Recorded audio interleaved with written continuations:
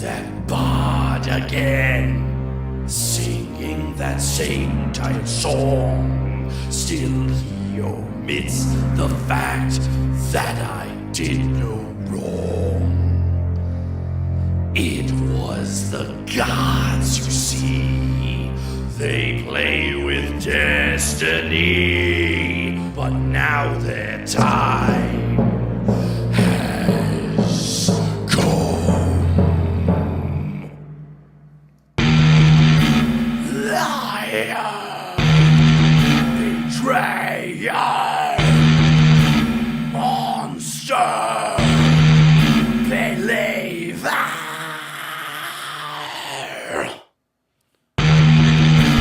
Now you come, misguided fools.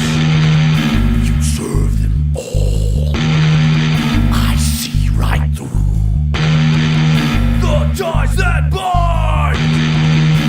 I won't be easily bested. Your belly's a fool from the lies you've been fed. You think I regret it? I'll do it again. For the sake of all, these gods must fall. Misguided souls, do what you're told. Prepare for war. Their blood will pour in my kingdom. That fulcrum comes. Weak, faltered, flawed, misguided. I'll make you see. I'll make the world see. I will make the sky fall.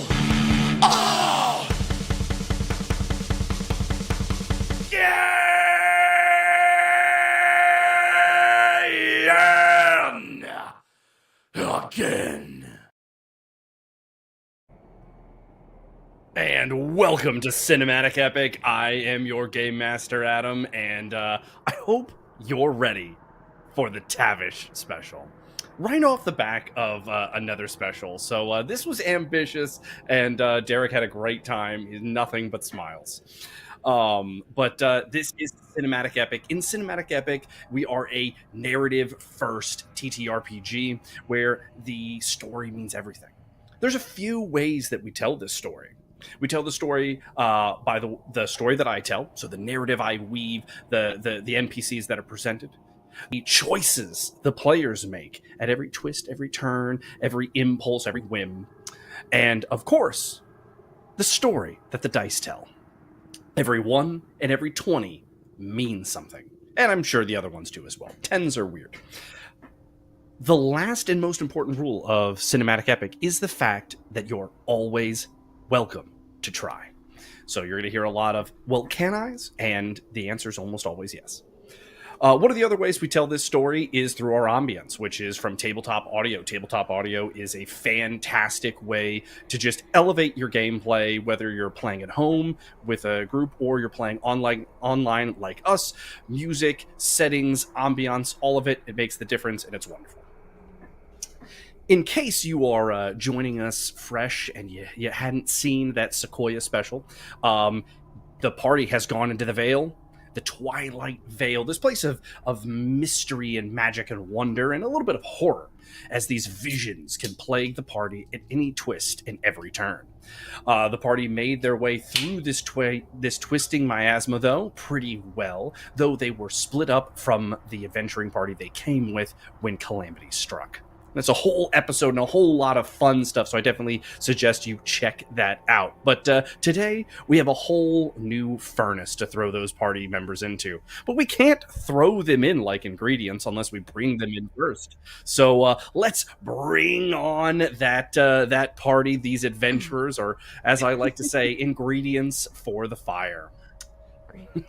Not ingredients for the fire. Ingredients for the fire.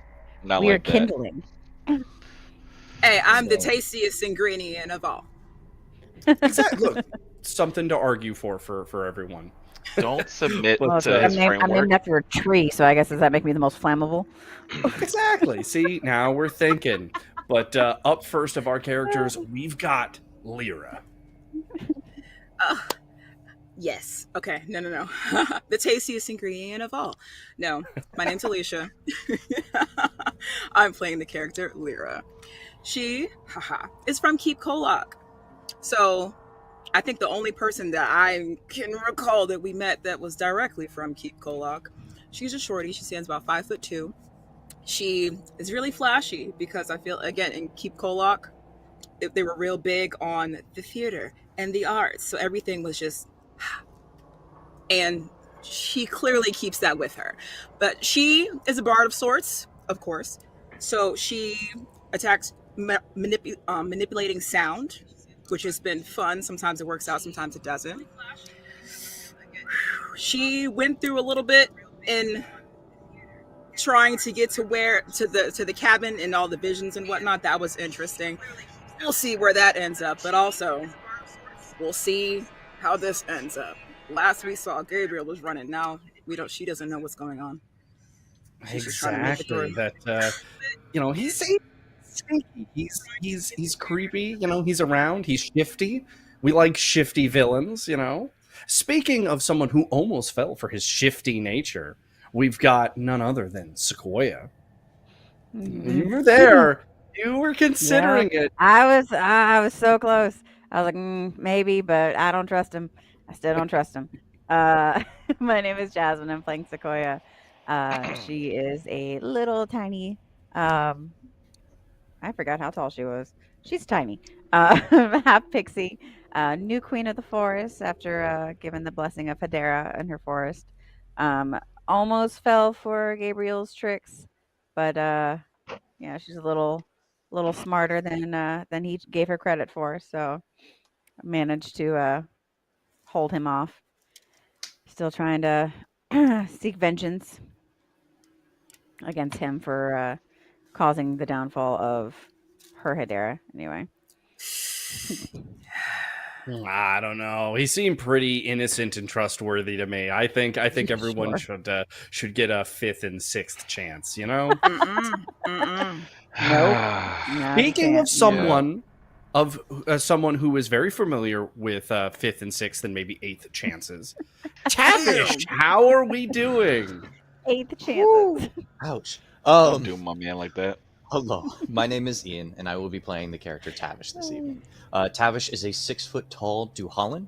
A Duhallan is essentially somebody who has died and has come back to life for some reason or purpose, and Tavish has kind of begun to really find his.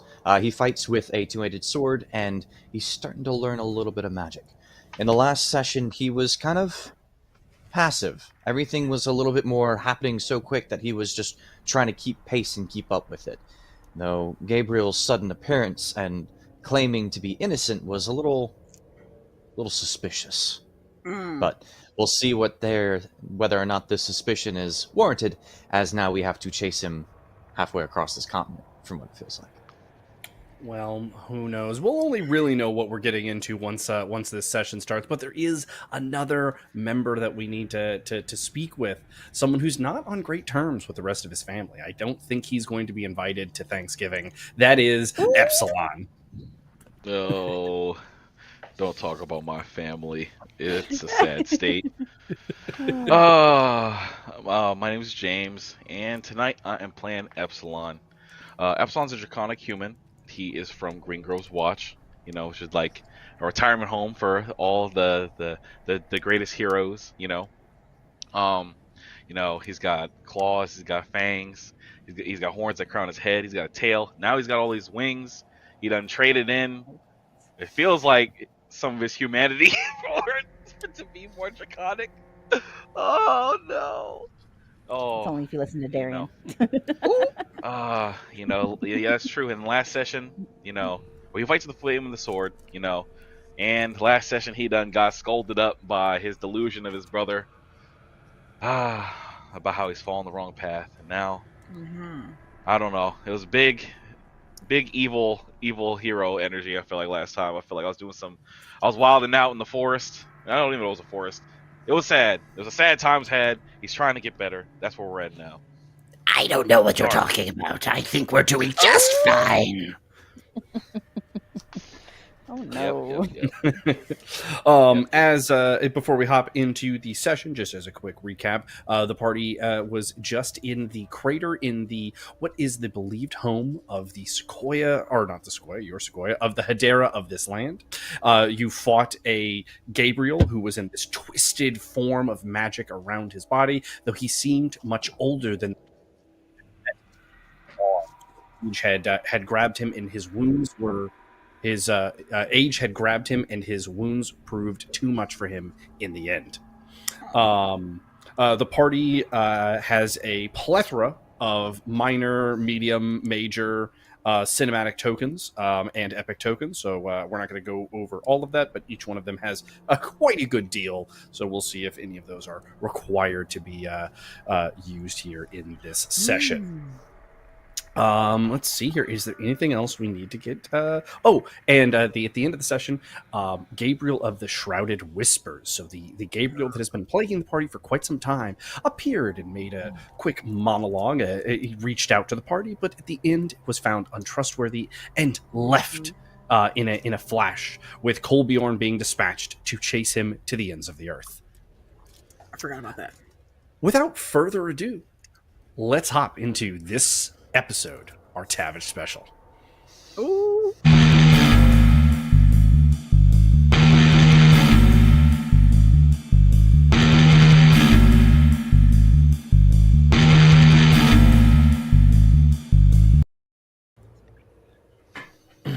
As the party regroups themselves in the crater that is home to the Hedera, or presumed home.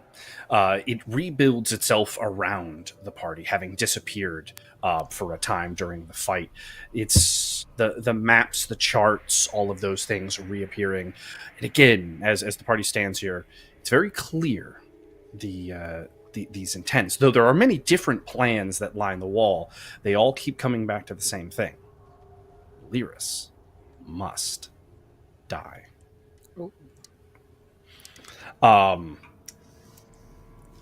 A pedestal sits, something that was, with all the action and excitement, was something that the party couldn't pay attention to before, where this energy ripples, as if something heavy, powerful, had sat there for quite some time.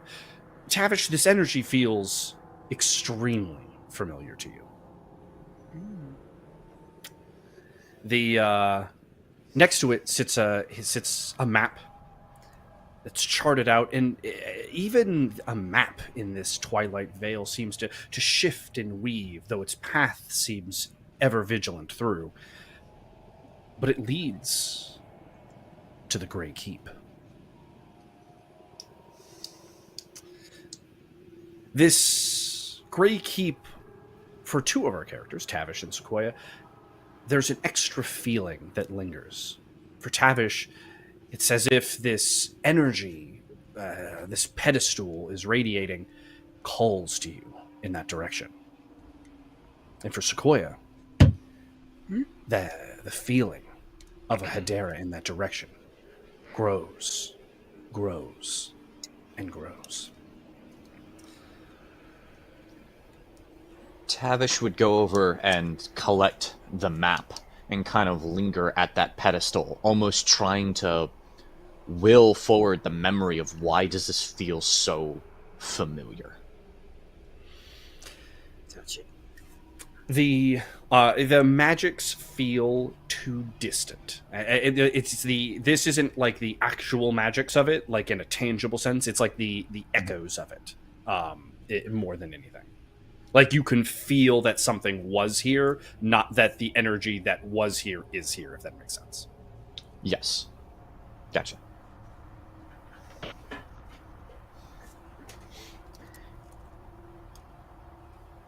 Here is where the weapon sat. The God Killer.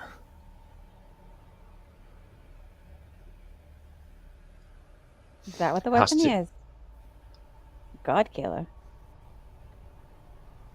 Aye.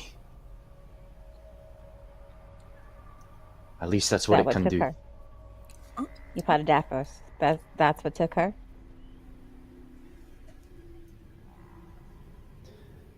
Tavish looks at Sequoia and kind of, aye. That's what caused her to fall.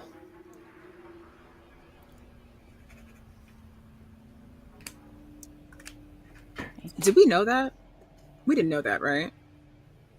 I do not believe that I didn't think Lyra so. or Epsilon was directly aware of that now.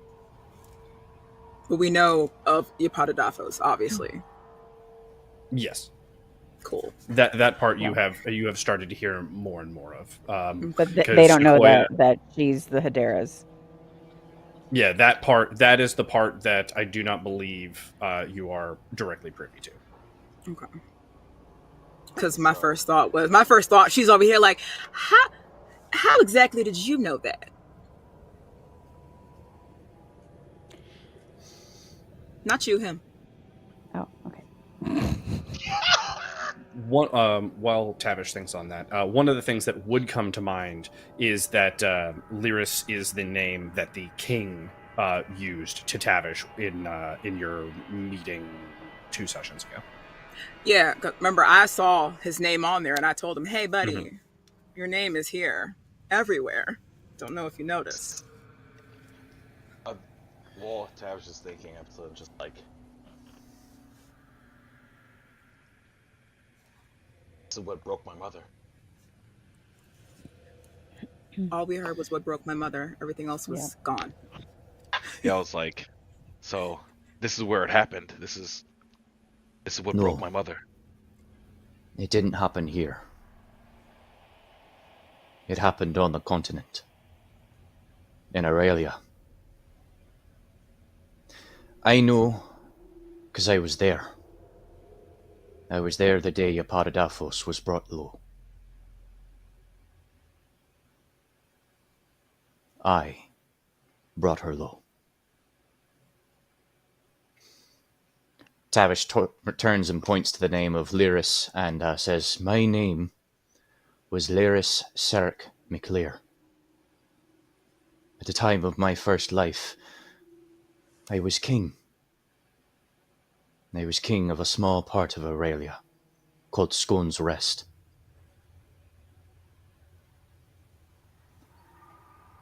It was I that used the God Killer. It was I that brought Yerapadadafos low.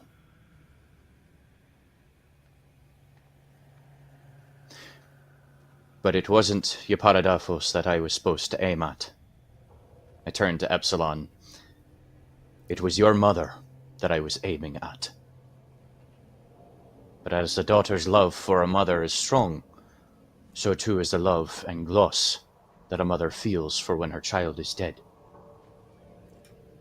That is what broke your mother.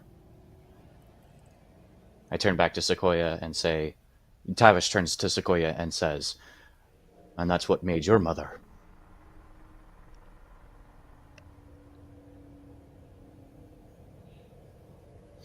And now it's my job to help you put it back together.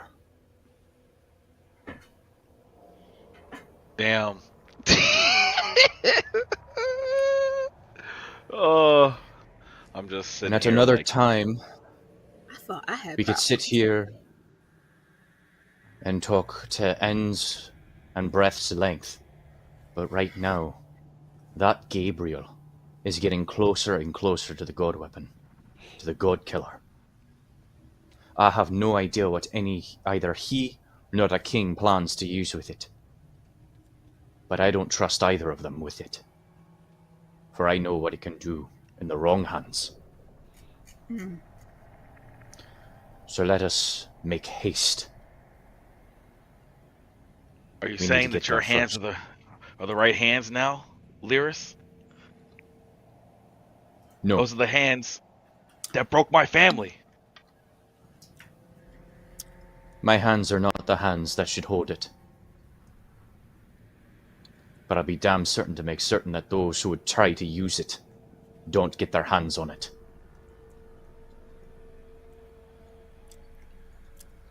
was going to say, to me, it sounded like what he meant was it doesn't need to be in anyone's hands, so let's remove it from the situation, That's what I heard too. personally. Tavish will turn to Epsilon and be like, I know you have a lot of questions, and probably a lot of anger. We will deal with it in time. But today, and the days that follow, may not be that day. But when you want, when you're ready, we'll deal with it. I feel like Epsilon's hands just like curling. There's like little sparks popping between his fingers or something like that. Oh my It's god. like, you know, another time then. Tavish will then turn to Sequoia and be like, and say, are you ready? We're going to meet another Hedera. One more piece of the puzzle that is your mother and your Paradafos. I pray that she is as kind as the last two. Yeah.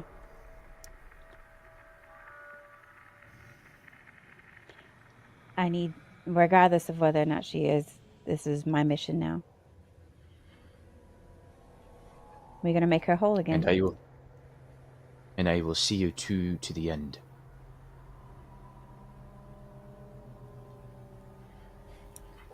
Shall we? Yeah, I am the fourth wheel that keeps this wagon moving. This has nothing to do with me. Let's go. Completely uninvolved. She's like, I got no nothing to do with personal any of stakes this in family drama. No personal.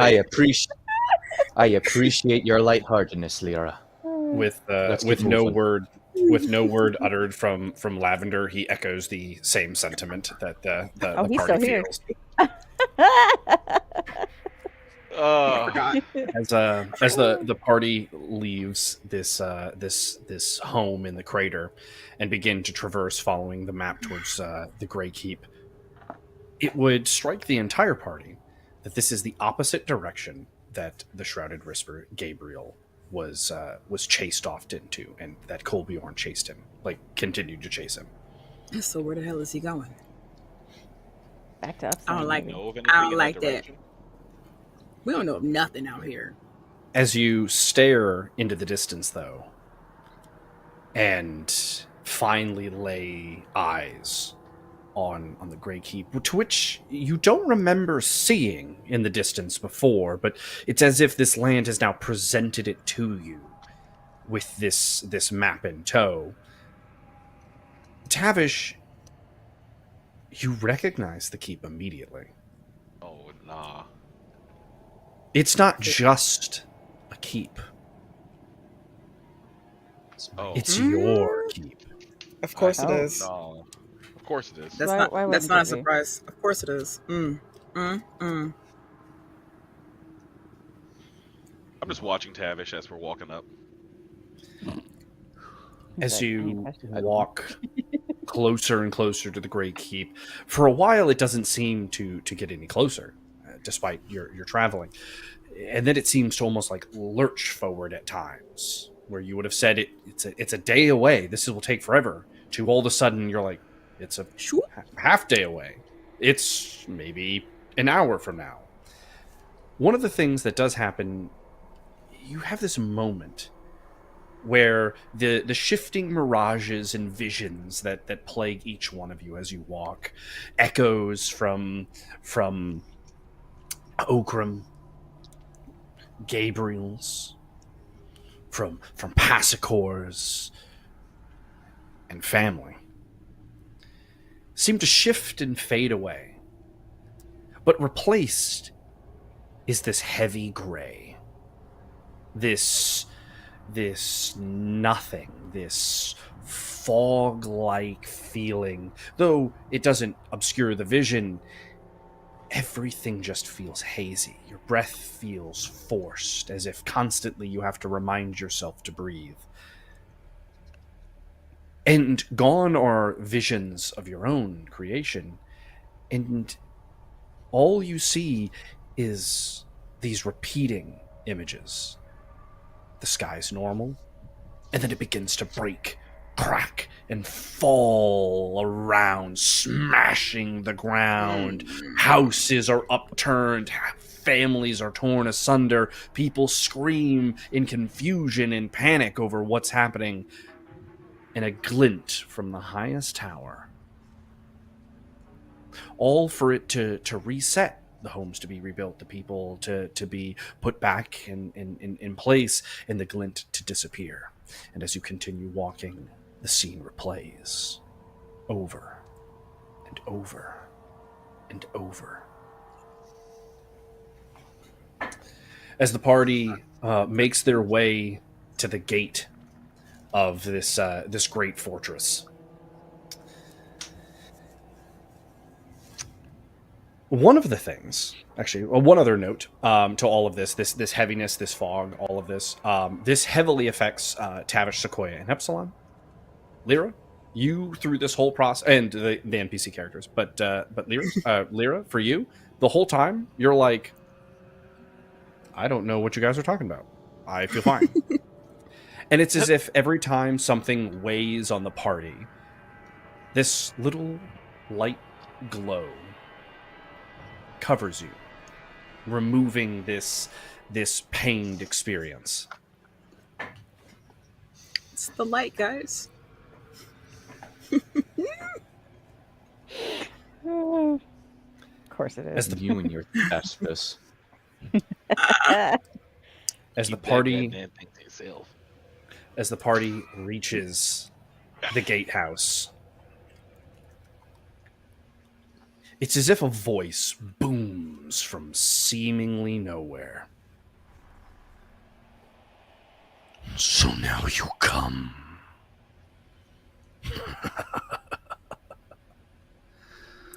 Oh, Who's he talking to? Which one of us is that addressed to? I know not. were all of you so flawed? Tavish. I see. Pulled by the very strings in which we would yoke the collar from. Now but a whipping boy. Sequoia. A pale imitation of a once great relic, dulled by time. Such a waste. Epsilon. Oh no. The son who shouldn't be. Oh, So that's true. pathetic. Led asunder by a broken bitch. Damn. Talk about my mama? Damn. And Lyra. Just brought along. Just happy to be here. Ever over believing in a cause that doesn't matter to you. You could just turn. You could just leave. And none of this would matter. Yeah, but you know, I guess I'm of the mind if I help them, they'll help me. Here we go. This is so transactional. I mean, I don't. Oh my god. Then I bid you all welcome. Enter and experience the pain that I've endured for centuries. Wrought by Tavish. And the gate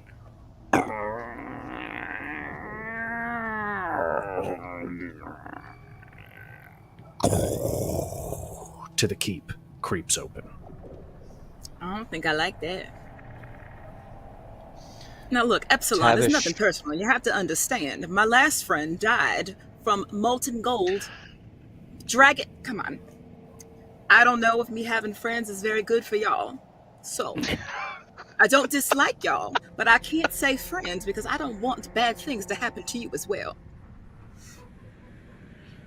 I guess that's a good point. Tavish will almost eagerly go into the keep to look around amidst memories almost long forgotten. but still fresh now. Walking down memory lane. As I assume the whole party enters with Tavish. Well, Mhm. Yeah. might as well. Here we go. As Stewing the over this opening monologue this man just gave us. Right? Just As sit the, there and insulted every single one of us. Like, the party enters, the sky immediately shatters and breaks. People all of a sudden are around you, though these don't seem like the visions that you've been experiencing. They feel real. All of a sudden you're bumped into in their panic. As they run, a guard captain runs up to you. Please, the gate, it has to be closed, quick! And he runs over to the gate as people are trying to bar the gate closed and get it to shut, but something holds it open. And as each of you looks out this gate, you see this ravenous horde of creatures, of these monsters. Tavish, to you, they would seem relatively similar to the likes of Croupier and his ilk, as they charge towards the gate, as these guards are desperately trying to get the gate to close. Trying to tell me there's a mob of gremlins? There are 3 options for the party to partake in here.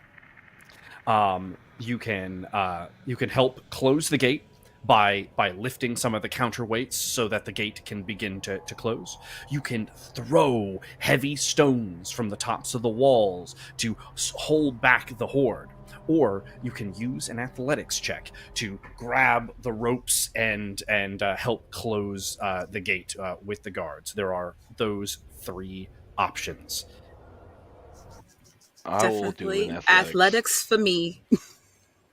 Yeah. So we'll go. So let's see here. We've got 2 for athletics. It's going to be the best route. let Tavish, me see what my athletics is. 3 for I believe athletics. I have. Yeah, I have Wait. both. Sorry. I don't have very Perfect. much in athletics. What about lifting or throwing? I would think, I don't know if it's heavy. I would think heavy because it's big rocks. I'm just thinking, I'm like, I don't think I could throw anything because Your I'm super best tiny. your best is so everyone's going athletics. 18 yeah. is the number to beat. Okay. I got that good old 5. 15. Nope. And yeah, I can't think see got it. Unnatural 20. I still got it. I got 18. Everyone Yep, everyone's 16. good. Perfect. So Yeah. as Alright. you're able to go, and each one of you starts grabbing ropes and pulling, and the gate is like and closes, as you know the guards and the people are wondering, like, what's happening, what's going on, like, where did these things come from? As you hear them start to gnaw and rip and tear at the gate, you see as their hands, these monsters, they seem to like phase through the gate, and you watch as it ages and starts to decay. The guards are immediately starting to panic. One guard who's not able to pull his hand back in time, you watch as one of these images touch his hand, and it just seems to age to nothingness. He has the hand of an old man, despite his more youthful age. He pulls back in horror and wonders, how could this happen, as they continue to push through. There is a clamoring on our side of like behind the gate, through the courtyard, of people trying to make it into the keep proper. However, as you turn, you see shards of these. It almost looks like the sky crystallized, slamming into the ground, and as it hits, it shatters into thousands of little, like, needle-like crystals, impaling, shredding, and ripping people apart. The party must make it to the keep. There are 3 ways to do so: acrobatics, dodge, reflex. Oh, God. Oh, jeez. Oh, dear. What sounds the coolest? I have Gonna the do highest in reflex.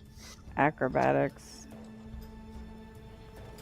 All right, so Acrobatics. we're going to do it this way. Who is doing acrobatics? 3, 2, Sequoia. right, Sequoia. So Mine's all an the same, 18 so. is an 18. I'm going to save it for all of the tests to come. 18 is the number to beat. So acrobatics. Sequoia has a 3. Let's see it.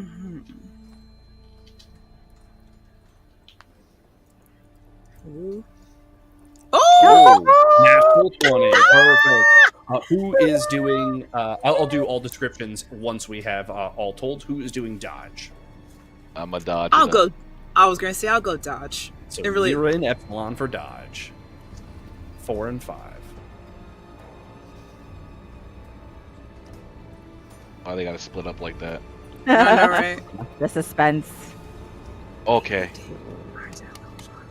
Dang it! I almost made it.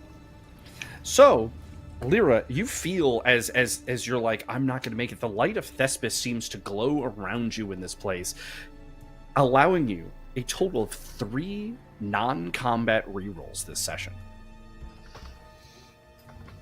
As the heavy weight of this area is lighter on you. So would you like to use one of your 3 rerolls for non-combats this session? Because they're non-combat.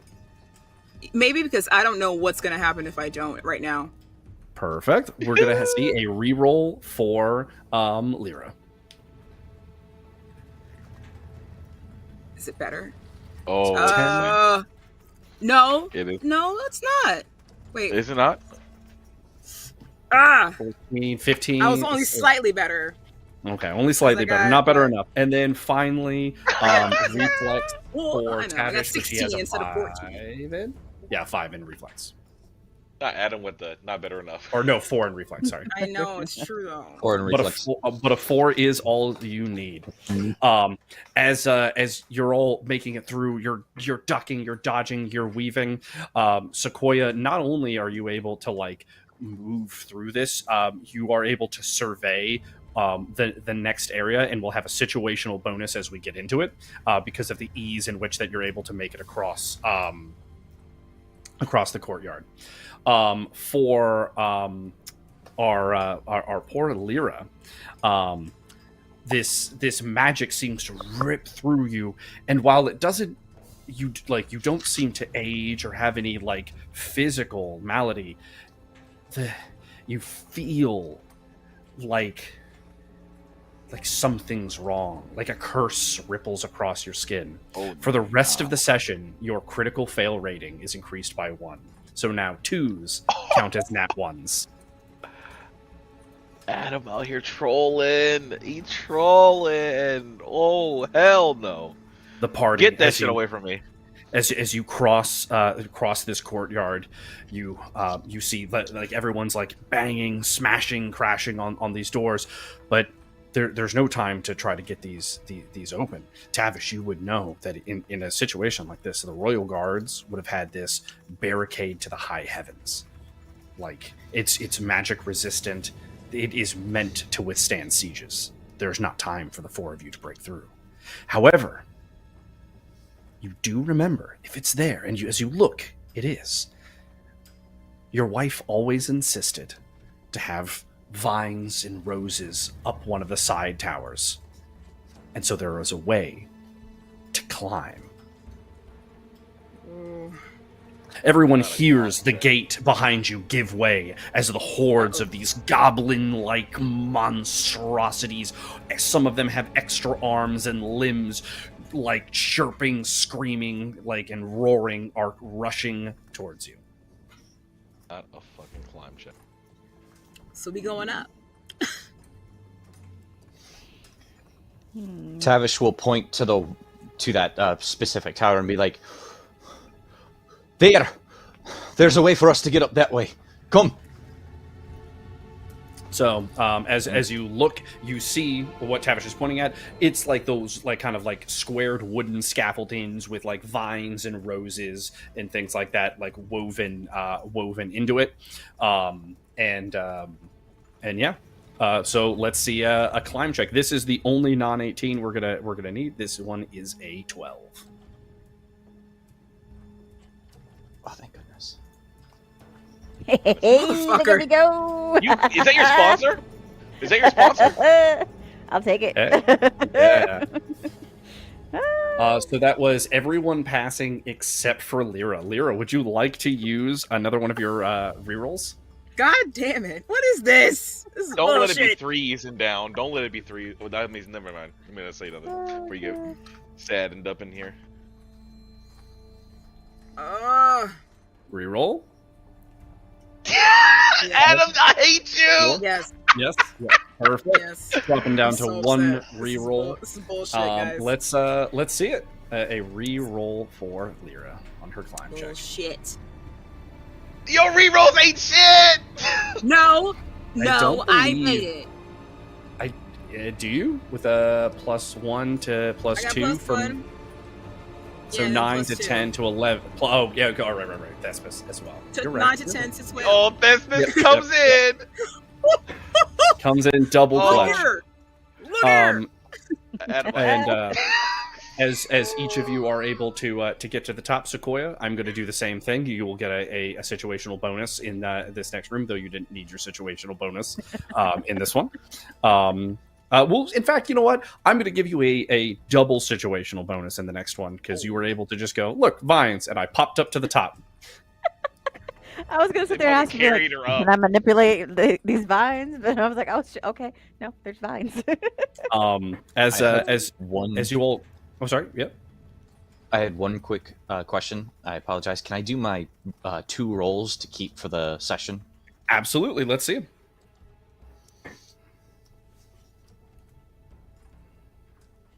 Damn, a 20 in their pocket 20. Oh, A pocket snap. 20 and a 6. Tavish has never felt better about a roll in his life. All right.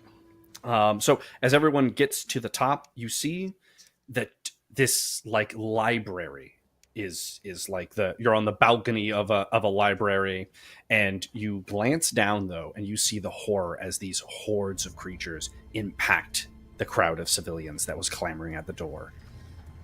In a matter of seconds, their screams of panic to be let in fall silent, and only the chittering horde remains. The crowd, butchered to the last. You hear them climbing on the roses. You hear them breaking through the door. From this vantage point, you can see that it almost doesn't look like this kingdom, this keep, is even in reality anymore. It seems to be almost flying through the sky. You feel like at moments you can almost see the ocean underneath. But now's not the time to focus on these things. There's this library ahead of you. As you walk in, you're compelled, as if the only way to find your way out of this room is to break the magic seals that would have let you in. Tavish, you remember at one point you know the spoken words to do so, but these words have long since been forgotten. Not his password. We need each to find your way out of this room. You may use an investigation check, a history check, or a use magic. And this is for each party member. Definitely not a fucking history check. My shit's -1. We're just gonna go magic with Yeah, mine that's because it's good. just. Yes, Uh, use magic. gonna use use magic item, history, or investigate are the 3 that you may roll on for this. I'm gonna go ahead and vote for that. Use magic item for Epsilon.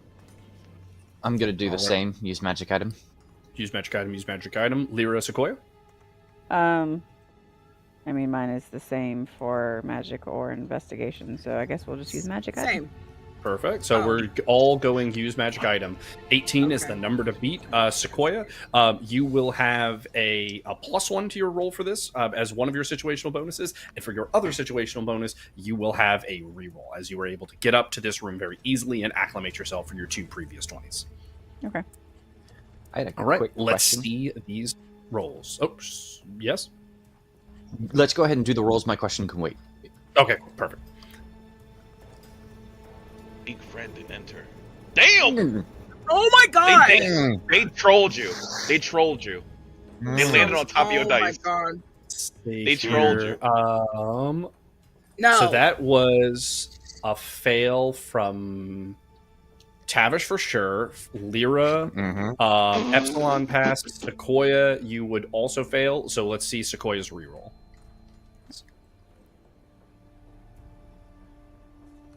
Boy. Boy, that is your sponsor. That's your sponsor. But look, all of them are coming Sponsored in by the number non-combat 20. situations. Once we start fighting, we gonna be I fucked up. know. I know. Don't say I'm that. gonna be Don't say that. I'm gonna be So, screwed. It's okay. so Tavish failed. Epsilon passed. Sequoia passed. Lyra, would you like to use your last No. non-combat reroll? No. You're holding. Okay. No. As for you, Tavish, at first you're like I remember this library, and you begin to like walk through it, and you're like I remember, and you feel driven like you're going to a place, and then out of the corner of your eyes you see a little green book, and you couldn't help yourself, but you reach out and you grab it, and feels so real in your hands. As you reach out and you grab and hold this this book, you realize that there's something about it, a tangible weight that in your hands all of a sudden is so much more real.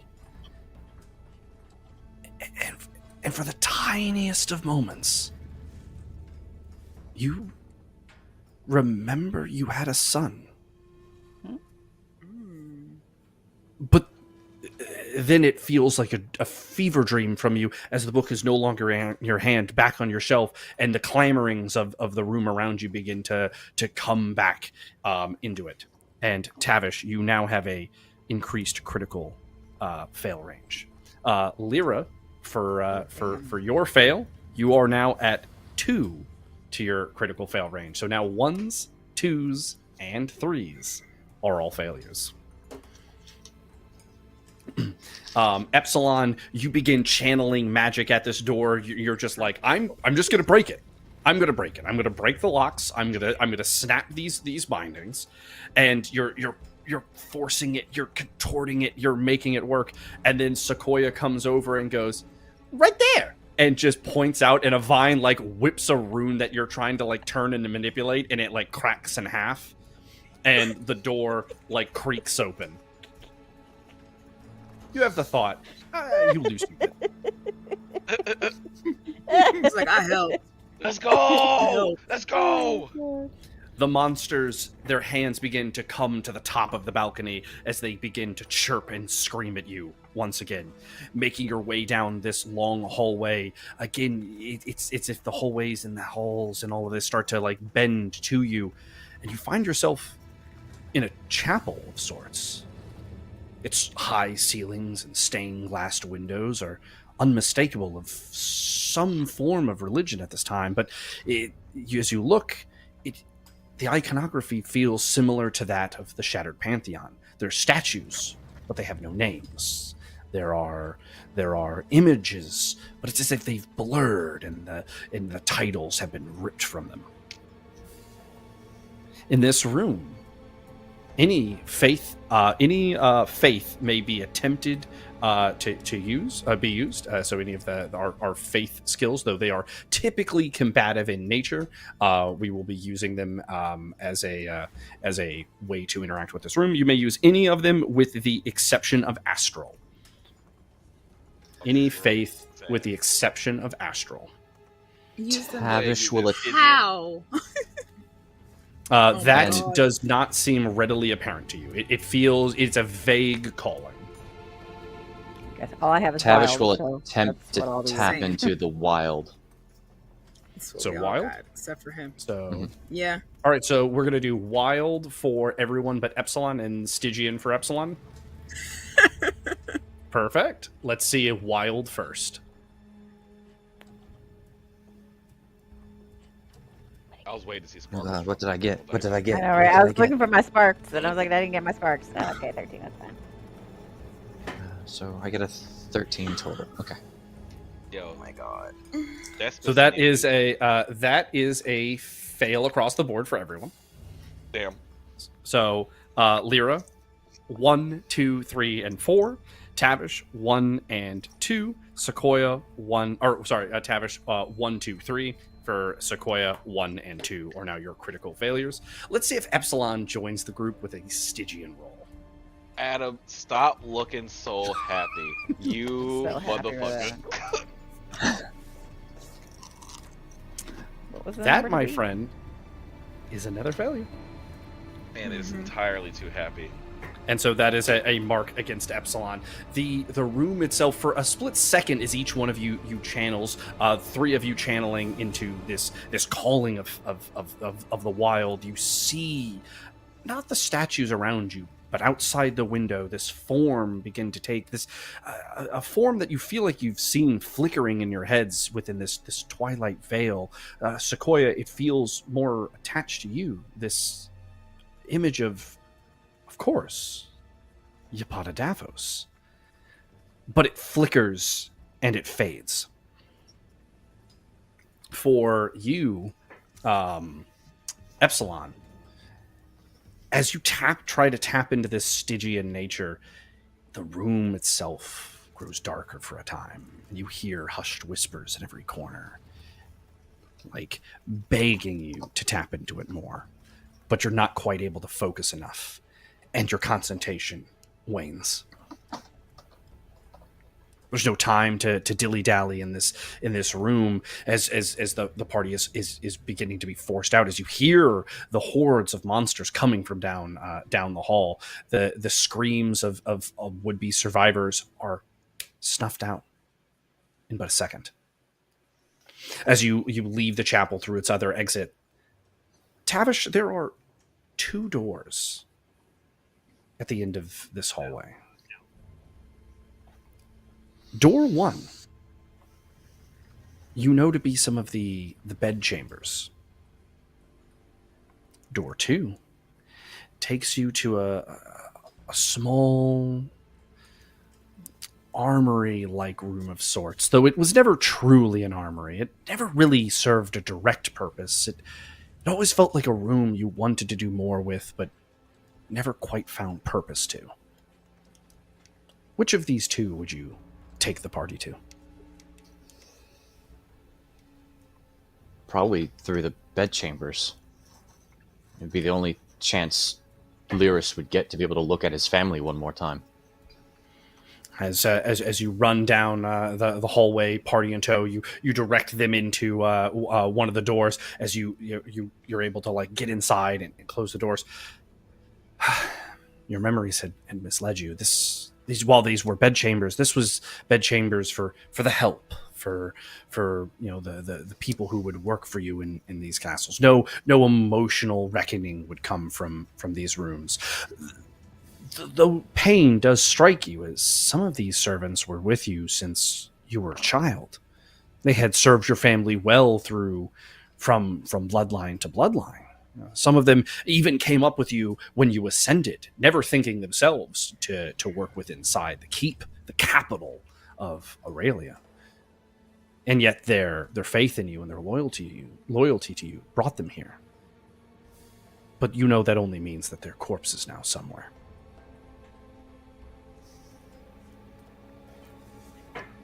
As you continue through this room, in the distance, outside the window, you can see another part of the keep. Unmistakably to Sequoia, to the rest of you, you're like, that looks familiar enough, I would guess. Climbing towards the highest tower, where you know, or Tavish, you would know, the throne room sit, as you wanted a place where you could see all in your kingdom. Mm-hmm. You see, unmistakably, climbing this tower, climbing to this high point, none other than a Hedera. In her hand is clasped this red gem that pulses nothing but darkness. In her hand, clutched, feels like hatred incarnate, malice made material, pain and agony sewn into reality. there's an aspect of this Epsilon that feels similar to the height of energy you felt while versing Upsilon, though it's faint. Tavish, you know there's only one way to make it to the actual spire, and that would be to go to the mock throne room, the one that was used for pomp and ceremony, the one that would be allowed for visitors to go, more the ballroom of sorts.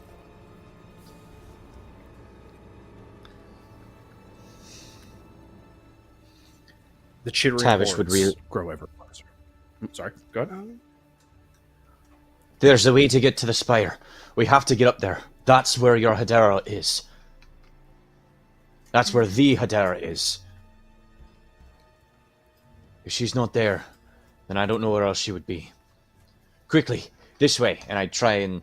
Tavish would attempt to lead the party through that ballroom mock throne area in the fastest route possible. As you make it to the ballroom, the party begins to open these big ceremonial doors. Inside is no panic, though. It's as if the mirage and illusion has broken for but a moment. Instead, music, joy, laughter seems to creep through these halls. And with that, we are going to take our 5-minute break. As this next part has some nuance to it, and I don't want to have to rush through it before our break, I'll let the party simmer and sit on some potential levity in these dark and hollowed halls. We will see you on the other side of these 5 minutes.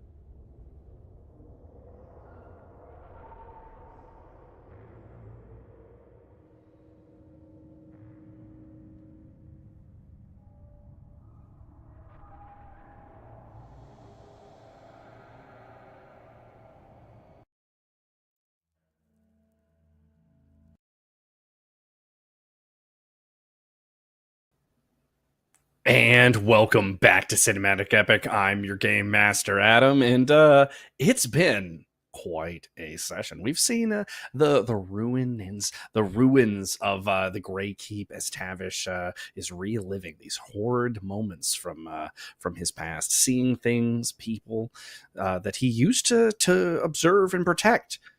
Well, and what their final moments truly were like, with the weight of all of this sitting on his shoulders. But as they say, heavy is the head that wears the crown. It wields a massive destroying evil crystal and shoots it into the sky or whatever. Without further ado, let's bring back our party as they settle into this new ballroom-like setting that does appear before them. As each of you steps into this ballroom, the hordes of creatures that were chasing you down the hallways, getting ever closer, seem to just stop. You see them run into the room with you, but it's as if they are flooding into a different memory or something. Instead, you are delighted with the sounds of cheer and dance and music as a bardic procession plays in the corner, and nobles from different heraldries and different lands make merry and have a good time. To fit in, the party must roll a deception check, a diplomacy check, or a performance check. This man knows how to fuck me over. Oh my I have a quick question. Of course. For deception, do the people in this room consider Lyris a friend? 100%. Then I will use deception. Wonderful. What So were the we'll options? go in Deception, order. Who diplomacy, is or what doing now? deception? I don't have anything. It is deception, diplomacy, or performance. Deception, diplomacy, performance. I don't have any of those things. I have it. Can I petition for a Intimidation. different role? Can I be Not if it's him. Lyris' bodyguard? Oh, With because that's why intimidation. he has 0 charisma. That's why. I got a So 2 who is charisma rolling? roll. Who is rolling on deception? You know, I'm gonna figure out That's Tavish. No. Sequoia, I tried. Yup. I guess. It's like, yeah, because you have a 0 in all of those, I believe. Yeah, I have a you 0 have in a 1 all in of them. diplomacy. You have a 1 in diplomacy, so we'll put you in diplomacy. Tavish is I doing was gonna do diplomacy deception. anyway. You're doing diplomacy, and Lyra, I assume you are doing deception or performance. Performance. Performance. She's like, who do you Perfect. think I so am? let's- Yeah. So What about Tavish after is that? rolling on deception. Tavish, I do believe this is a +8 plus. It is a +8. What's your +8 plus 10 total with your 2 in it already?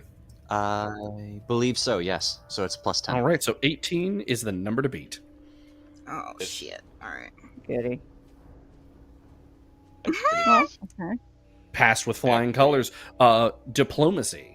18 is the number to beat. This is Sequoia and Epsilon.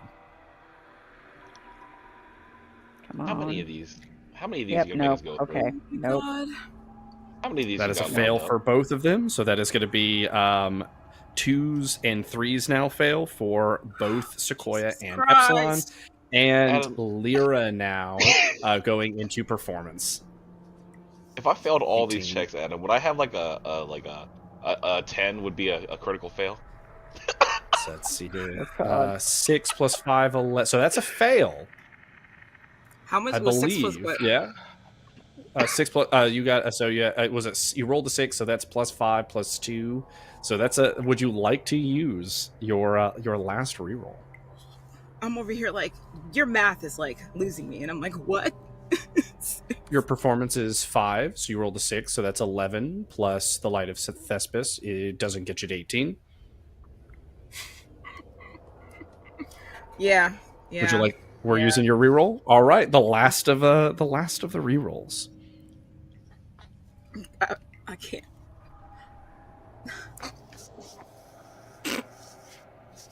Adam, how many more of these All right. motherfucking checks you got? Don't. How many of these you got? Just tell me now. I just want to know.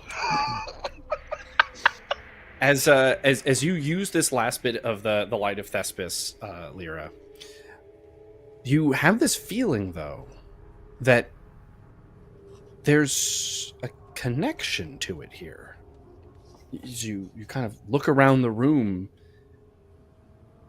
you see the very bard that plays in this ballroom. It's the spitting image of the entity you met in the spires. The lead bard is Gyako. The bards in her that follow her seem to be both a very young, small child, only maybe the age of 8. But it's undoubtedly Okram. Oh, what the? And an older bard, though not as old as you had met him, who's unmistakably Thespis. Fuck. They continue to play away, but as you look at them and you have this revelation, you feel like you could draw on a extended level of the light of Thespis. Would you invoke this increased musical epiphany? At this point, I think I have to. You feel It's not the going light very of well Thespis. for me right now. You feel the light of Thespis increase in its power with you, granting 3 more non-combat rerolls. Oh, God damn it. okay. I don't like that. I know. I'm afraid. I still don't know what to As think about each of anything you, anymore. as each of you kind of settle into this party, you're all drawn to something. Lyra, to the band as described. Sequoia, you can't help but walk to the main bay window that looks out into the sky. Tavish, the throne, but not the one that this vision of you sits in, reenacting this ballroom processional, but the smaller chairs that sit next to it. One for each of your family members whose memory seems to come and go with the changing of seasons in your memories. And Epsilon, you also find yourself walking to the same bay window as Sequoia. We'll start with the bay window. You stare out, and it's a completely different scene. It's more akin to the scene that you were just running from, that you were just fleeing from. But you see this version of unmistakably Tavish, as he's holding this stone aloft on the highest tower, and this beam rips from his hand into the sky and shatters it into pieces. You see what looks like a woman, unmistakably Mervina, but she doesn't seem tortured. She doesn't have the spider appendages. She doesn't have the monstrous form that you've grown so accustomed to, Epsilon. No, she looks beautiful, flawless, caring. Instantly, you see that she is weeping, and her tears cause floods. Rain pours over the mortal plane as she reaches longingly for something in the distance. As your eyes follow this, you see a woman with a wound in her chest, bleeding, more and more, trembling and confused as she begins to plummet. The skies kind of warp, almost as if this whole kingdom you're in follows this entity as it goes crashing into some distant mortal, so distant land on the mortal plains, as if lifted from the very grounds of the continent Aurelia, following this wounded deity. In the distance, you see another faint male figure reach for her hand but miss, and then leap after her, refusing to let her be. This version of Tavish that you see in the tower grabs the stone, holding it in his hands, almost as if it's trying to leave him, and then plucked from his hand goes the weapon, goes this stone. He pulls out his blade and leaps as if crying himself, no. The two figures, this version of Tavish and this other male figure to whom you cannot quite make out, and it feels as if the name is ripped from memory anyway, as if perhaps one of the statues in the other room could have been this figure, as if he is some shattered entity. Tavish and this entity clash blades as they fall through seemingly nothingness. This feeling of motion to each one of you feels like the spirit world that you had been in after your tussle with Upsilon.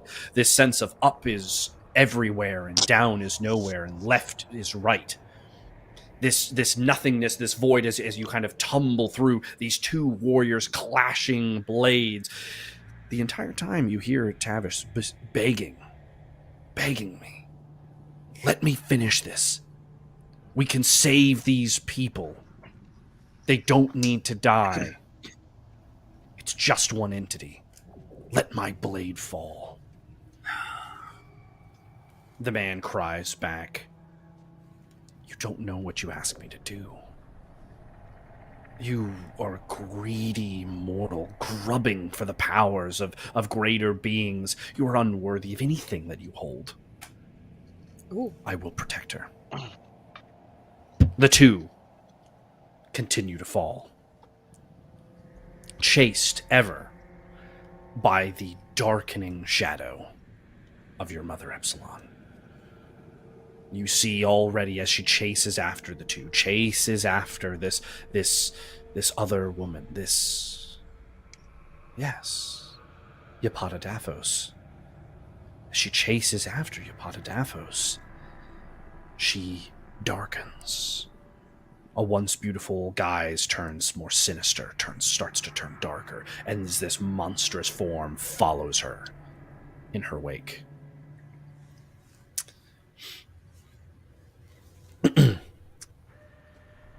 As Tavish, we'll go to him in the throne now. You approach the throne,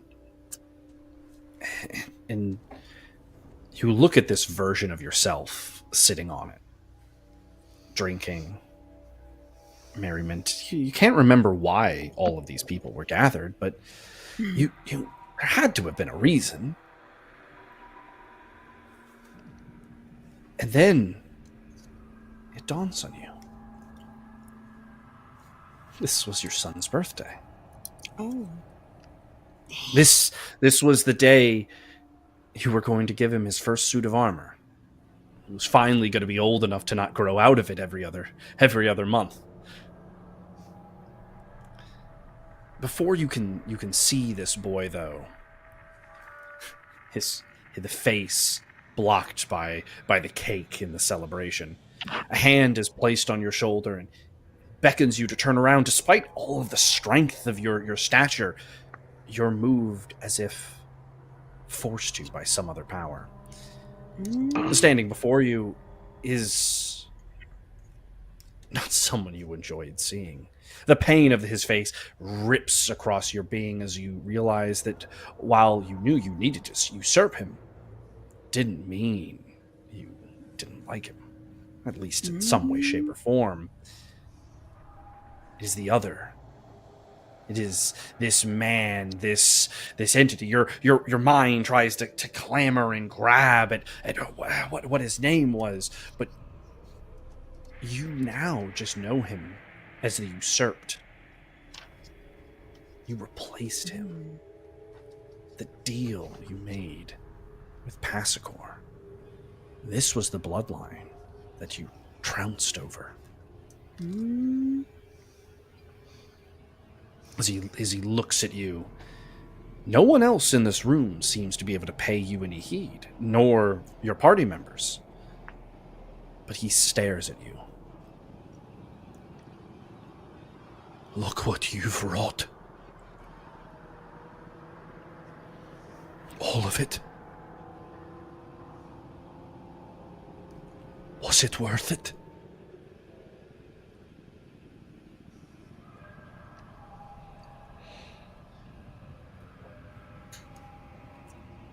I don't know. I don't know anymore.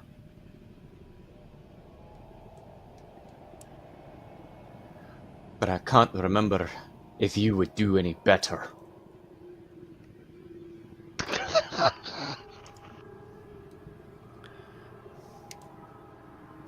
I might have brought us to war with Ambervale.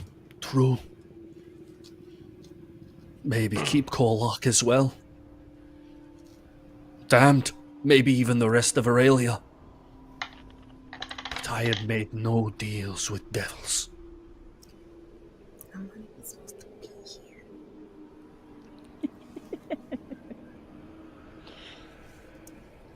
Hey. You didn't have to make deals with devils, as you were born to high position. But if I remember correctly, you did nothing to hold it. You were willing to just sit back and eat the cream of the crop from those who did the work, unwilling to shed your own blood or try your own hand to do anything more.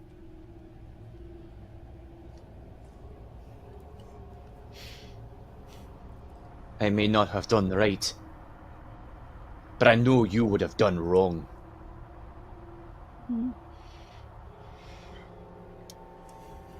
Perhaps you're right about my unwillingness to do real work, but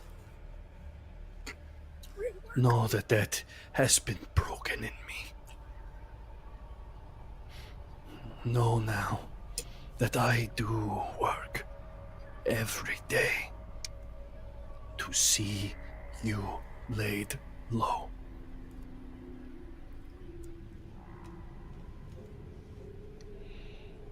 And here I am, still standing. Watch this next part. Oh. In the back of the room. Watch it well. And he I like seemingly disappears in front of you. You can feel all of you, the barrier of this ballroom beginning to wane and shift, beginning to break down, as if this illusion keeping you from the hordes that are around you is beginning to fall apart. So Tavish, you're gonna have a choice here. As you look back to the other side of the room.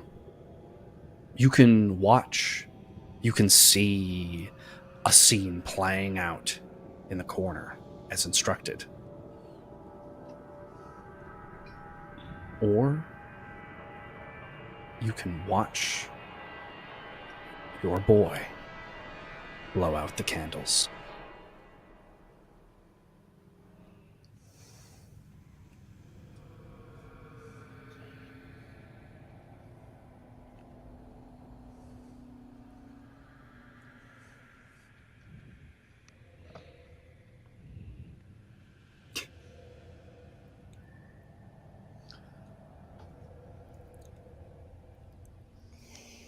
While he deliberates, with as if all of a sudden it was true. Each of you find yourself just next to Tavish, the window being stripped from your vision, the band being removed from your presence, and you feel locked into this decision he makes. And the decision he makes is He'll look to the back of the room. He wants to look at his son, but he'll look to the back of the room. as he looks to the back of the room, he sees that same man. The whole party sees this. You see that same man that just approached you. This name, again, it claws at you, but you can't quite think of it. And then you just stare into the back of the room. You see him talking to a shadow. This guise, this image, this shifting form. You know this all too well to be Passacor.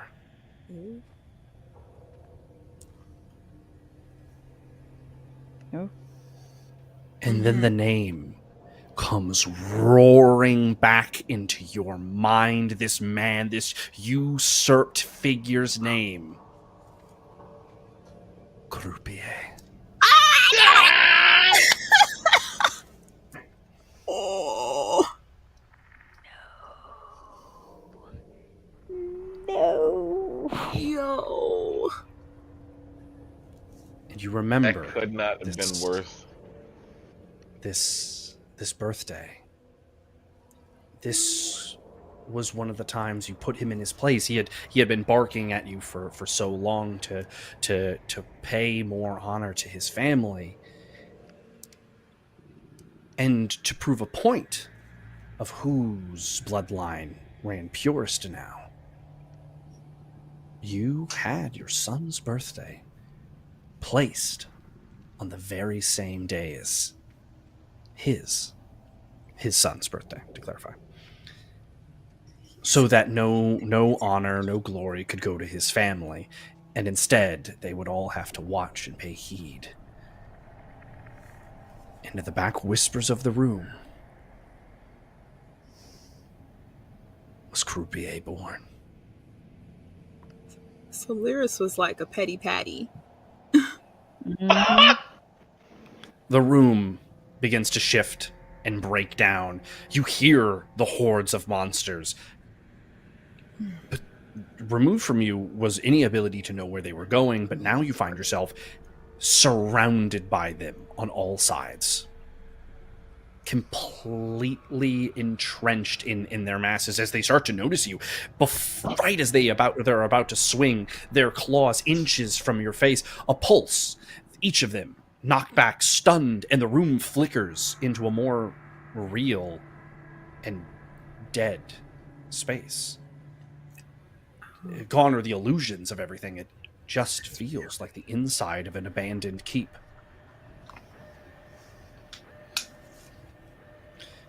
You hear a voice similar. In fact, it sounds like the contact from the Twilight Vale, the very man that met you and instruct you to go in. As he begins to speak, I'm not going to be able to keep him back for long. The magic here is growing far more intense, but I've still got a few tricks up my sleeve. Oh, hey, friend. You see, Okay. underneath him in this dead space, what you have to imagine is a more grounded in reality version of the keep. An almost identical figure to him lies entombed in a small magical box. Epsilon, you would know this as one of the ways that the Green Grove's Watch would entomb their heroes, as a way to pay honor to them. It was like a casket where you got to see them as they were before they died, to honor them and allow them to be a source of inspiration, though inside they were more peacefully laid to rest. And on this tomb is inscrawled a name, and the name being Shaw. At first, this name means almost nothing to each one of you, except for you've heard of a legendary duo of Ambervale. It was always Neophytos de Angelos and Shaw. And yet, here Shaw is, in front of you, both a person and a corpse.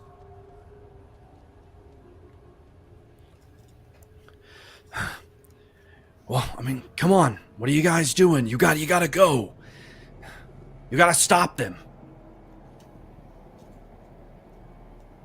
Hello?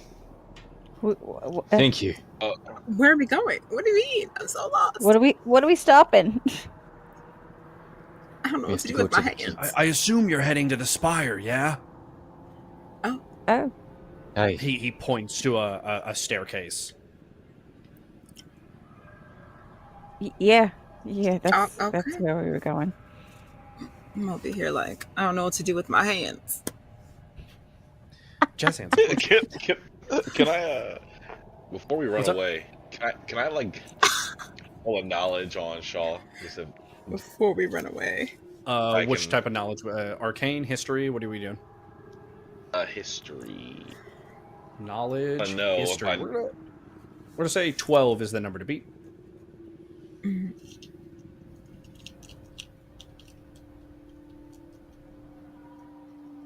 Okay. Okay. As you're staring at him and you're thinking to yourself, you're like remembering stories you heard, because you're like, I know I've heard stories of Aegis and Neophytos. What was the rest of the story?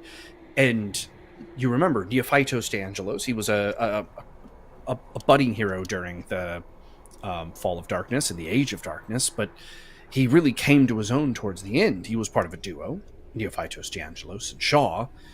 The two of them were stationed in what would have been the Grey Keep. They made their name in the Twilight Vale holding one of the bastions, though you never really put two and two together of the locations of everything, especially the Twilight Vale being a place of hushed whispers and seldomly fully honestly told stories.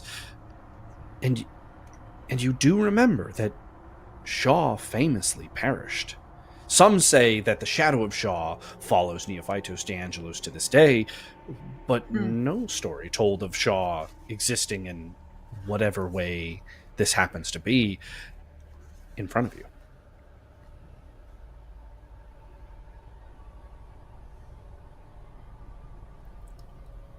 I just need to think about that. Just Oh, we didn't hear that. Could you repeat that? We didn't hear you.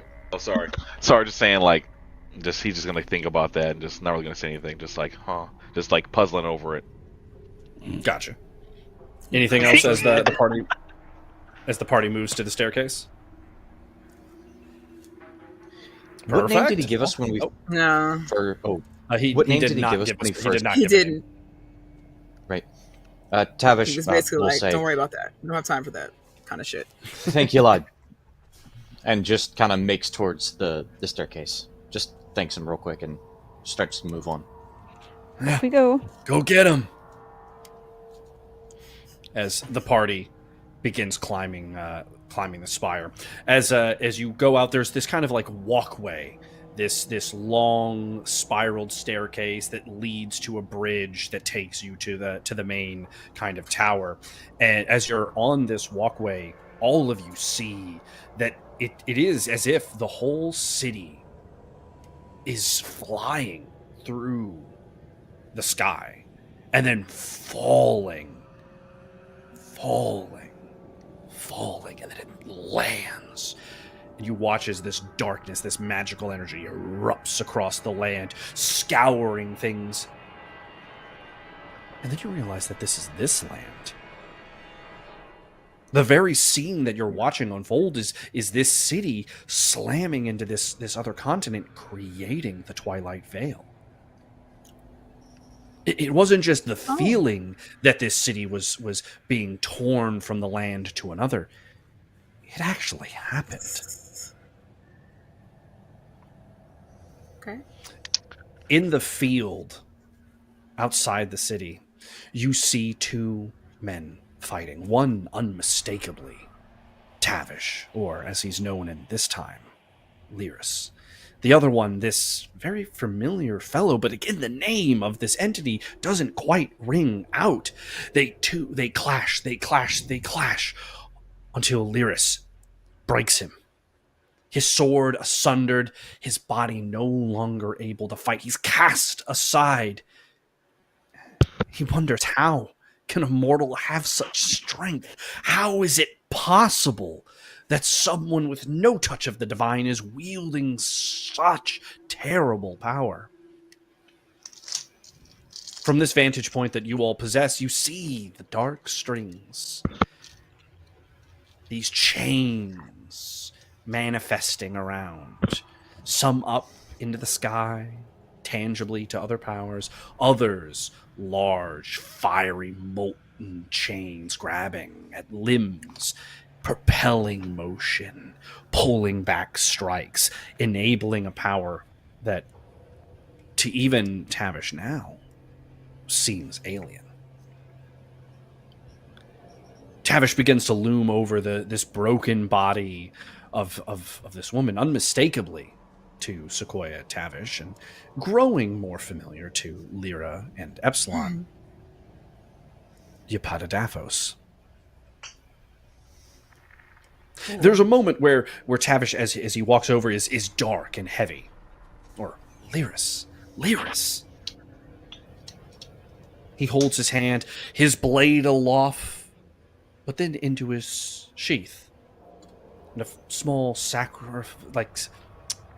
sacred dagger is pulled from his belt, and he goes to the woman, to Epatadaphos, and he clutches the back of her neck. And he begins to say something. From this distance, you can't hear every word, but he assures her that if his blade falls here, if she lets herself perish, all these people will be spared, and a new promised glory will be brought about in an everlasting land of peace. Pained in this moment as she is no ruthless god. Sympathetic to anything that draws breath. Around her, she sees the panicked individuals, the panicked animals, the panicked land from this great upheaval, and she feels her breaking body giving way. She could fight it, but she's not convinced she would live, even if she did. These decisions echo around her heads, but she's above such things as just self-preservation, being a pantheonic goddess she is. She nods. Lyris nods. And just as he is about to plunge this dagger, this shadowy force, this mother-like being comes crashing down around them and outreaches her hand, refusing to let her daughter die. Lyris hastily stabs the dagger forth into her heart, but it's too late. The magics of this other deity, this mother of nurture, have been too set into her daughter. Instead of crumbling into nothing like the other erased gods of a pantheon, she shatters into pieces. Every which way these shards fly, one slamming into the ground, extremely close, only, you would imagine, a few miles away. You realize that's the very crater you had just traveled from. Others fly into the distance. 3, in fact, fly in almost the same direction, landing somewhere in Aurelia. Sequoia, without a doubt, you know that one of those shards was your mother, the Hedera, queen of the forest.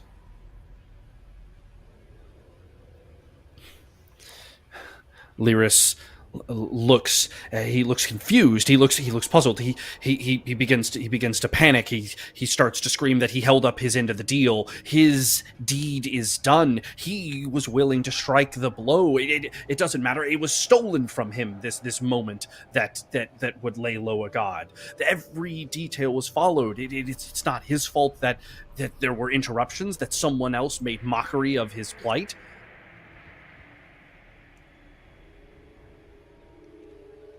As these shards fly into different directions, the other man, the nameless man, weeps and vows to never let her be alone. And though his name seems foreign, as he ceases to be a single entity, as he himself breaks into smaller pieces, the name Gabriel enters all of your heads. That's his actual name. What is his real name? Negative. We were like, Yeah, what's yeah, his real name? The nameless Namekian. Lyra stands there. He falls to his knees as he knows Passacor's not going to honor his deal. He didn't actually As hold he up your fell end, short so. of the deal. He failed. He didn't fail. It was stolen from him. This wasn't his fault. It was here. He did it. Every last moment of it. He stands up in defiance. He rips the sword from his back with such a fury as his own sheath is set ablaze. A cape of fire and flames rips off of his back as he prepares to fight this new opponent. Fine then. I'll make you the god I kill. As he begins to square up with the woman that Epsilon you would know as mother, almost into the true visage that you know her to this very day, this haunted spider-like frame, she screeches out. And with a wave, you see two things born. Lyris falls into two pieces. The magics that propelled him from Passacor, unwilling to continue this fight. As why continue to aid when the deed has already failed? Locked into servitude, he already is. There's no point in these powers continuing. The other side, this shadowy form slumps to the ground kneeling. You realize you're looking at two different entities. One, Tavish, standing, chained, dulling, aging. The other, Lyris, cloaked in a shroud of hatred, so dark it's almost painful to look into. She screeches out a curse, forcing this entity to live and serve for as long as needed. Oh. And you watch as the first true Duhallen is born. Damn. Look at him. Look like This you got a little bit of shadowy mother's blessing in there too, my boy. This shadowy form that sits on the ground, she reaches her hand out to and crumples up into a ball and throws to the highest tower of the keep, landing the direction that you're going. Again, she screeches out. You will be forever cursed. Relive your failure over and over and over and over again. Well, that loop makes sense now. Mm-hmm. Weeping, she falls to her own knees, and you watch as she fades herself back into her own realm. And the only thing that's left is the distant laughter of what you can only imagine is Passacor.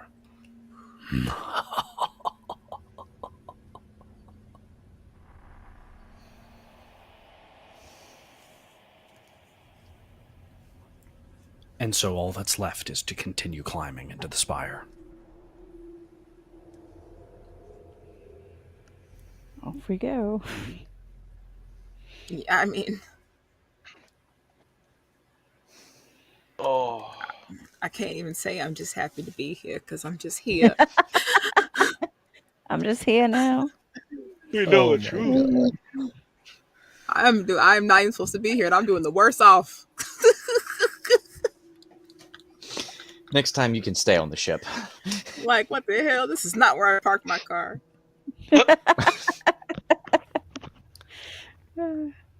As you continue making your way up the spire, you stand just outside its door.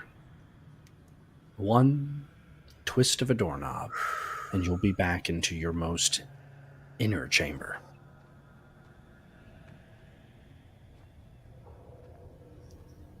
Tavish gently takes his hand and places it on the handle. Kind of looks back at Epsilon and Sequoia. And opens the door. Pushes it in. The door opens. Sitting on the throne in this spired room is a very human-looking Lyris. Oh, Wounded at his feet Maybe. is Hedera, still clinging to life. In his hand, he holds... Yes. Okay. In his hand, he clasps a small red gem.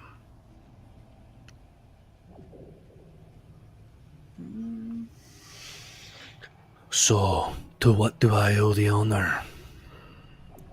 As he invites you into his room.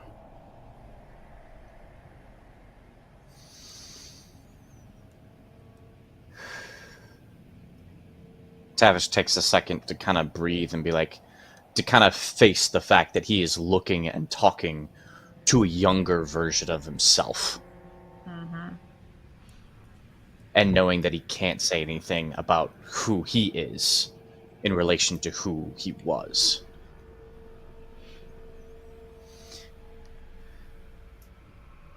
Your Majesty,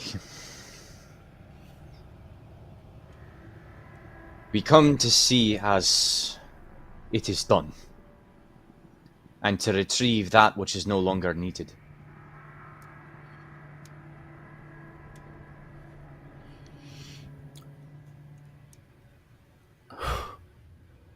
I believe you're mistaken. He stands up and he shrugs his shoulders back. Now that she's brought this weapon to me, I am no more just an illusion. Oh, we have to fight you?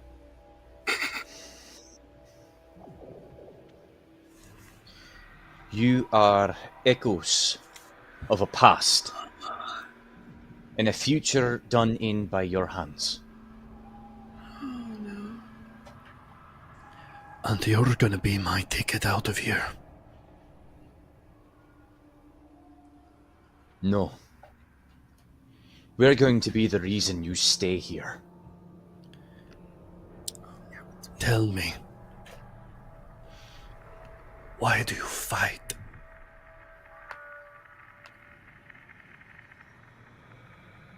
To undo what we've done.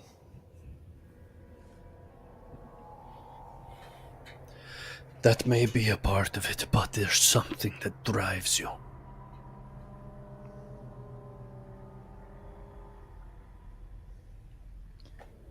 Because I know what is to come, I have learned what happens afterwards and where our people are left. With his It was other not a hand, he. Sorry. Good. It Good. is not a future that we would have wished for them to endure. But to set them right, and to set it right, the gem must come with us. And you He must reaches remain. into a pocket while you're finishing that, and he tosses a locket, and it lands at your feet.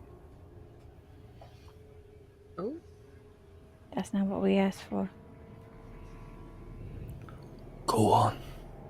but I want to see what happens. I don't trust it. Tavish picks up the locket. As you hold this locket, you can tell you could open it with just a simple flick of the thumb.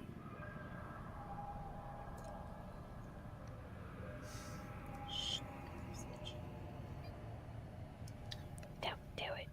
Tavish doesn't do it. Instead, he holds it out for Lyris to take.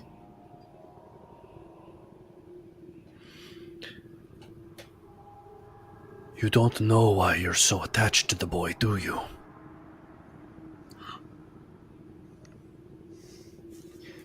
He is my son. What father could not be attached to their son? I mean the one you chase, now consumed by Chimera.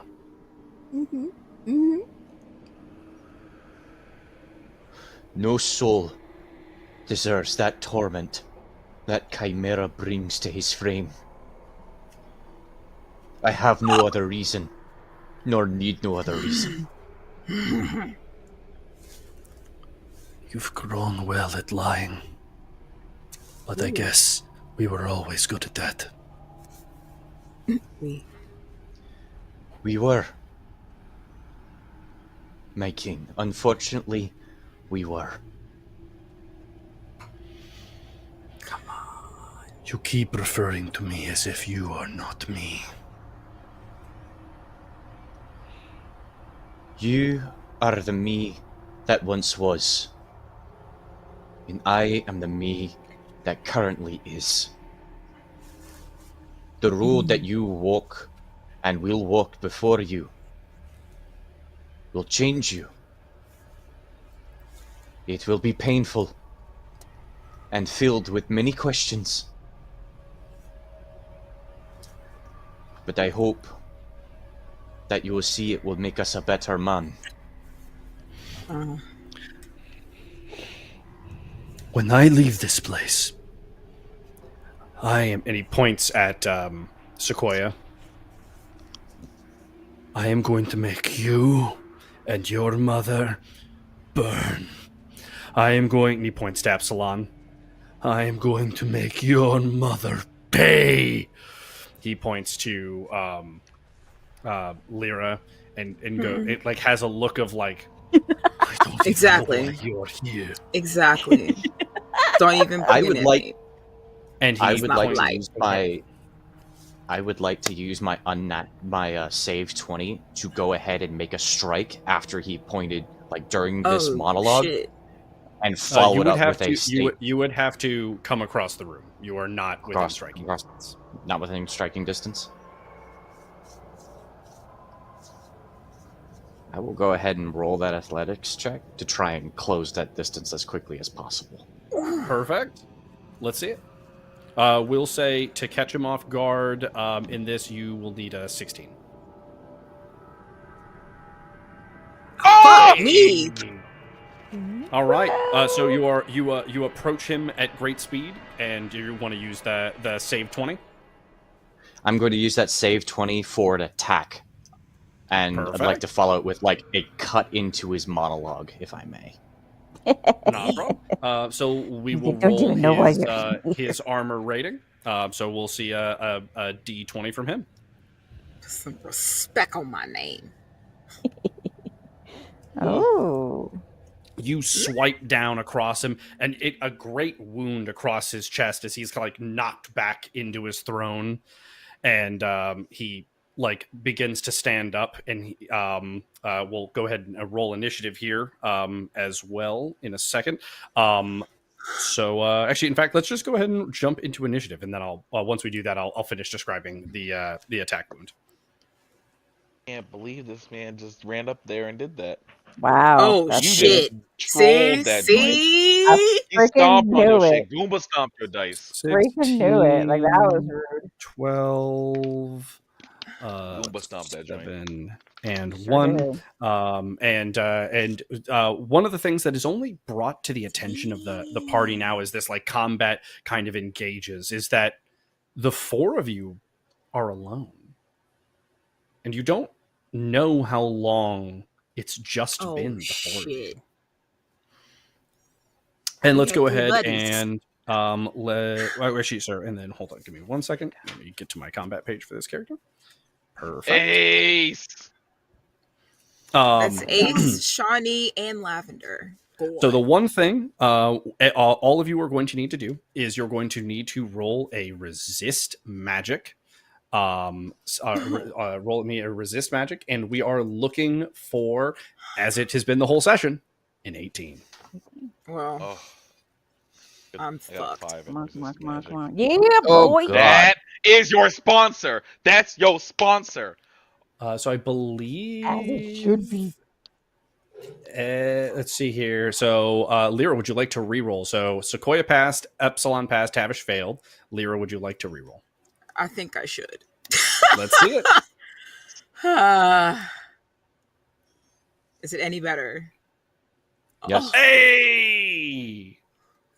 I Actually, hold on. You're wait. No, it's still a fail. I lied. still fail. Troll. Yeah, because that would be what 17. So yeah, it's still a fail. Wait, even I apologize. Does the light of Thespis not no kick in? resist?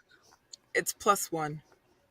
Plus you have no resist magic. So that is No. 5 tallies, and then Tavish, you're hitting 3. So 1 through 6 is a nat 1 for Lyra. Tavish, you are at 1 through 4. Sequoia and Epsilon, you are still both at 1 through 3. As our combat begins, we kick it off with Epsilon, who got an 18. So Tavish, you ran forward, you leap, you cut across like the shifting entity that is this tangible vision. It feels both fake and real as you get closer, as you see that it isn't just a chained repeating entity here. This person could leave. And you slice across his chest. This wound appears like in this shadowy form, and then it like kind of like resets as his armor sparks rather than magical entities. Like you see both of these like mirroring over each other as he falls back in. This wave of energy pulses out from around him as combat begins. Let's see here. Epsilon had an 18, so Epsilon. Sequoia was a 1. I realized. Sorry, hold on. Tavish was 12, right, for initiative. I don't know why. How I correct. put this out. Yeah. Tavish Perfect. was a So- 12 for initiative. Epsilon, you have first action. Oh, and then for using the 20 in the surprise, in that basically what is a surprise round, effectively, Tavish, we're not going to count you as having done forced actions, so you'll just have a full turn. So that'll be the extra reward of 20. Should we do the? Did it get? Oh, I yes, you don't do need to do your remember. knowledge history. Yes, I need to do knowledge my knowledge history, history. Yes, please. 22. Or yeah. Nope. Oh, You nope. got no knowledge. Well, All right. So Epsilon, to you. So is there a Hedera still laying on the ground over there? Yes. It is at the feet of Lyris and Tavish. I want to take my turn. I want to get Well, right now everyone else is grouped, and Tavish ran over there, right? Pretty much like So, Tavish ran towards. Yeah, the Hedera is at the feet of Tavish and Lyris. And then everyone else is together, right? Is Like the standing other- next us to you. three? Yeah. Yeah. Mhm. I want to try to use magic just to like pick up and move Hedera over here. Just pick her up and move her over there. Over there. You know what I mean? Perfect. We're gonna say you can. We're gonna treat your spell casting arcane as a non-combat for this, so you will get a +4 to this rather than the way combat traits normally work. And we're gonna say to move her, you need a 11. Okay. Fuck me game. Hey, It was almost 3. Like, no, hey. thank you. You're I able know to. it really did almost just give out on my mage hands. Gave out. Just, You are able to pick her up and move her and get her out of the way. Didn't drop her. Right. Yeah, didn't drop her on her head on accident or anything like that. All right. I bring her down. You know, I guess I don't even really say anything because I figure y'all know what it is. I'm going to go and help this man. I want to, I guess, come up to. This will be a forced action for an attack. Yeah, I want to, I guess, take like a flanking position. Just assist Tavish. Gotcha. I'm gonna hold. I got 1 free force, so I do want to swing at this man at least, I guess. Perfect. Let's see this attack. I'm literally Melee. swinging at him with a sword. Regular ass sword. And I rolled a Damn. 1. I'm so glad I didn't magic. Holy moly, I'm so glad. Oh, good. You like Tavish, from your point of view, you see as the Hedera is kind of like slipped to the side and then pulled behind you. No longer is she at your feet, and do you have to worry. Epsilon slides and flanks around, and then he brings the blade up and he swings. And like while holding eye contact with you, Lyris blocks the attack Oh my with god. the gem. Let's get a With calamity. the gem? With the gem. Mm-hmm. Not my regular sword. Come So, on, what we're gonna Adam, do, not the we're gonna do, regular sword. Your regular sword colliding with the gem. We're gonna get a calamity roll. Closer to 30, the better for the party. Closer to 1, the better for me. Adam, Come on. Adam, why you do that? Shh. That's Oh. Right? Still. That's a 30, right? oh, is it? It That should is be a 30, 30. That right? is a 30. Yes. Yeah. Yeah. I was like, It was too happy to be a 1. In my head, It's yeah, okay. I saw it and I just went, it's a 20. It's max. You know, He's- you see Epsilon as like as your blade connects. There's this moment where like the energies of the gem start to really activate, and you're like, you feel the fact that you're like, at a cursory glance as it's building up, used at any one of the party members, this weapon could easily erase you, effortlessly delete any single one of you, as this energy casually is just wrought by the collision with your blade. Just the reverberations, even though the magic fails to truly activate, like grabs your hands and like really strains your muscles. On your next roll, Epsilon, you and only you will have disadvantage on your attack. Whatever your next attack is, will have disadvantage. Next up, we've got Lyra. I was still like, I'm not even supposed to. This is bullshit.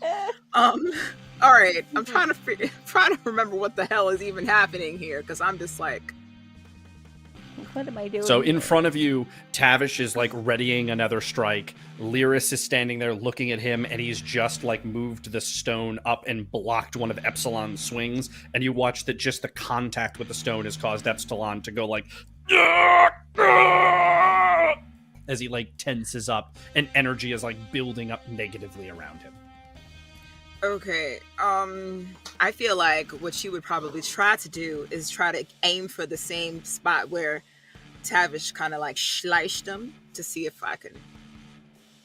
Perfect. I don't know. Help. We gonna try, Let's see it. because me trying to do things on my own never work out. Okay, that's the best. That's the best I've. Because what is that? 18. 18. It's a very good roll. Yeah. Tavish, from your point of view, you see like sound magic from Lyra, like from a safe distance around you. You don't feel threatened by it, but start to like pelt and slam into the chest of Lyris in front of you. Would you like to force got an 18? Finally got an 18. No, I don't want to risk it at this point. I finally got 18. Tavish, we are back to you. Sequoia was nat 1, so yeah. So Yeah. Tavish next. Yeah. He said skip.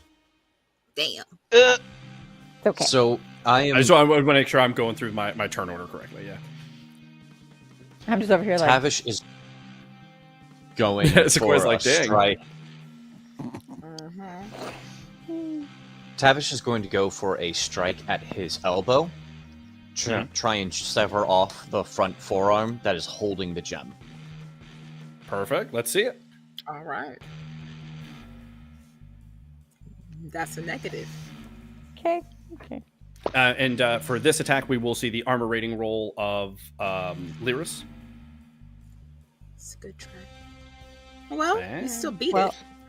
Okay. You're not able to like sever the arm, but one of the things you are able to do is as you like hit the arm, it forces the arm down a little bit and removes the gem from touching Epsilon's blade. And so while he's still under the effect of the reverberations, he's no longer in helpful. direct contact with it. Would you like to force an action? electrocuted. Do you want to force an action? Just I think I will. I will attempt to do the same thing with a second strike. Perfect. Let's see it. A little bit better. 12. And then we'll see the roll from Lyris here. Shit. Oh my! Never mind. As you prepare that second swing, Lyris it like clutches the gem, and your blade just hits like this energy barrier that's like building up around him. And then, would you like to force another action? No, I don't think I will. Okay. Sequoia, over to you. He looked at you, said, "Nice try." I'm going to go to Hedera and check on her. Of course she is. My hanger. She, as you get to her, you can tell she is clinging on to life. That she is. The wound, as you look at her, as you get closer to her, and you're able to like actually look at her, the same small dagger from before is in her chest. This motherfucker. Oh, she did the thing. Okay. This man is obsessed. Tavish, why are you such a bad guy? Okay, so I'm going to. You fucked up. I want to Tavish try and to I like. I want appreciate to it. sense to see if I can heal her. Yeah, let's get a. Well, first we will take a roll of study medicine.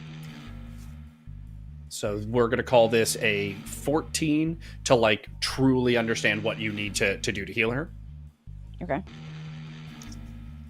Come on, sponsor. Oh, you were right there.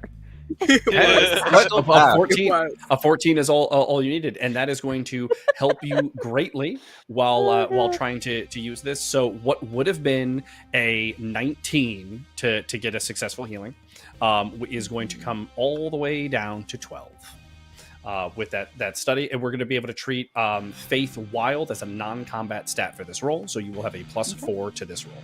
12 is the number. Brother. I hate you. I hate you.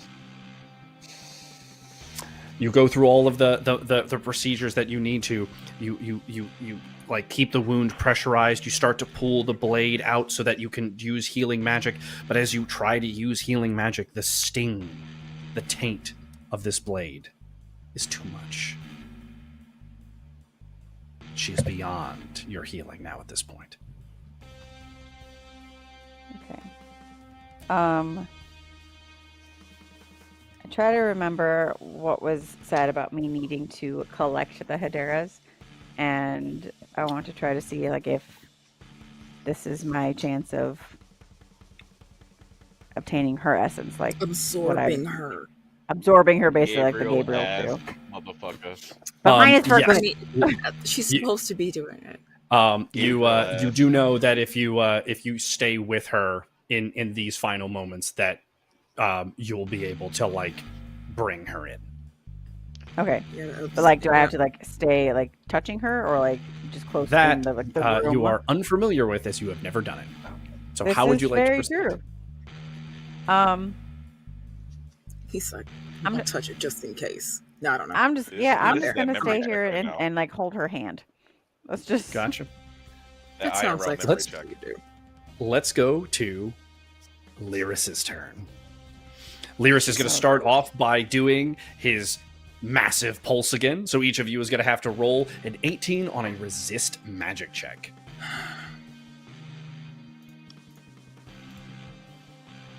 well balls. Oh, I got so many. Oh, you rolled a 20 over there. That's a one. I finally got something. So Yeah, you've been Tavish, looking bad. Tavish and Sequoia, you both fail. So Tavish, you go up another point. Sequoia, you go up another point in critical fail tallies. With his first attack, he is going to grip the stone, and he is going to send a wave of energy that hits both Epsilon and Tavish. So we're going to see what that is real quick on his D30 attack roll. Over here, like Sophie said, I needed a break. Fuck. Damn. Shit. All right, we're gonna roll magic resist again for Tavish and Epsilon versus this wave of energy that is hitting both of them. This one here is just against that 28. This is not incurring any sort of the critical fail. Oh, fuck me. 14. Epsilon, you are sent sliding back. You slam into the wall, and you're like clamoring to try to like keep yourself up, but you do notice that some of your armor, it's like disappearing. Not disintegrating, not just like ceasing to be. Tavish, you slide backwards, and it's almost as if this plate mail from Passacor, this most recent armament that you've received, is of the same magics, and so it itself doesn't yield in the face of the weapon. However, you still do. You feel like the hairs that cling to your corpse-like face begin to slip away as this attack hits you. He lashes out with the gemstone in hand and is attempting just to punch into Tavish with his with a basically a forced action. So we're going to see that roll on a D30.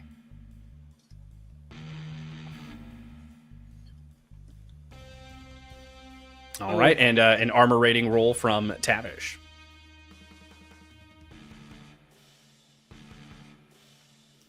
The blow comes in with some force. You're able to just like eat the hit though. Your footing is fine. Your armor is heavy.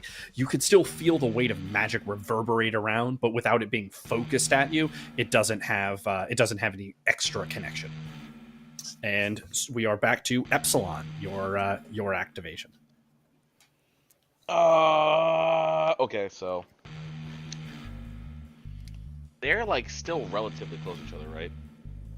They are now they're like right now the gemstone in Lyris's hand is like on Tavish's head. Like he just finished that punch, and Tavish is like standing there. That is Can like I the position. get behind him? Of course, Where I am? Yeah, you're like Yeah, looking at his back basically. Yeah, I'm gonna do that, and I. Am I gonna do? I guess about to get real personal. I think I'm about to like.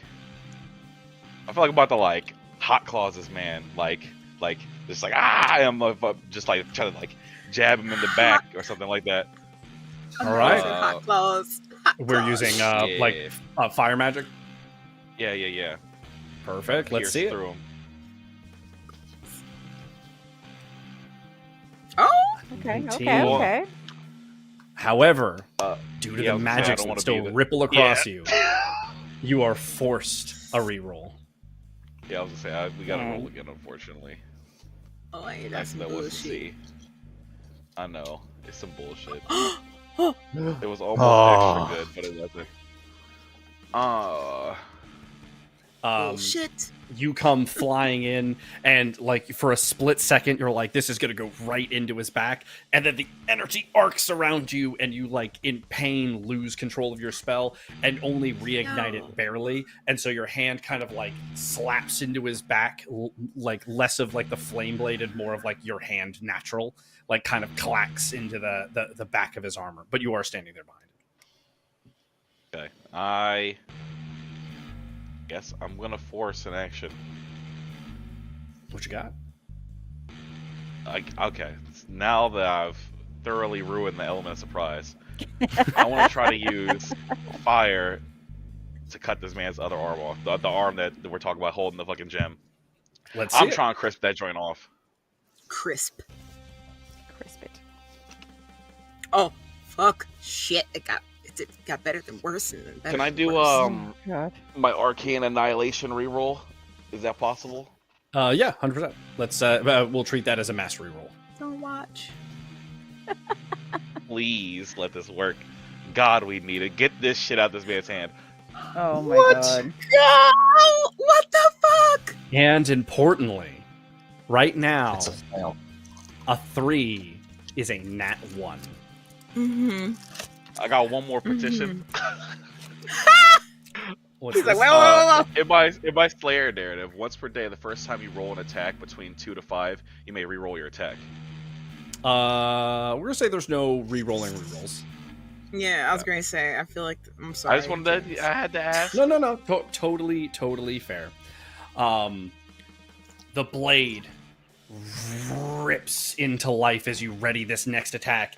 You go to sever the arm. It's at an angle, an odd angle though, as it's like in Tavish's like face.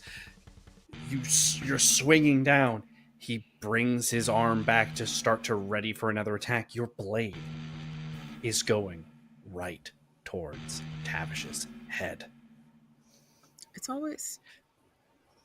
When you can't, you know it's around you, it's close, it's nearby, but it's not in this room? Or is it? But you hear, Kim! Echo from seemingly nowhere.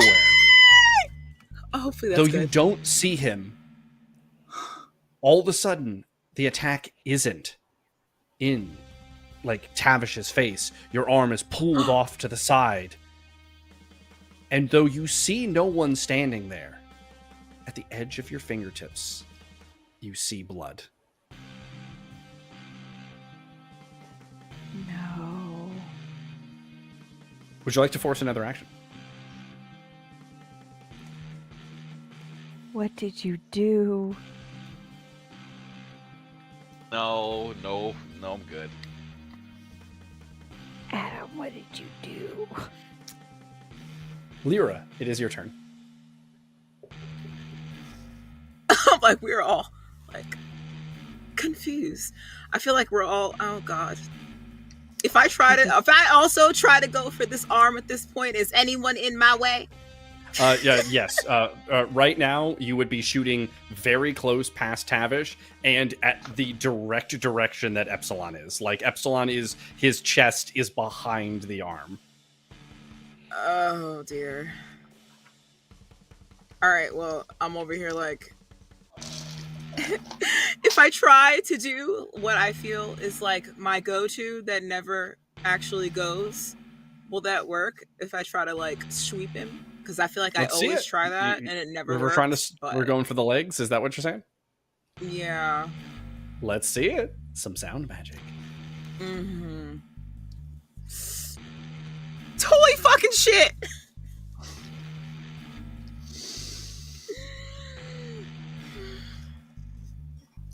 Tavish, roll me a resist magic. We are going to treat that nat 1 for the purposes of this as if a unnatural 20 was rolled for the purpose of your test.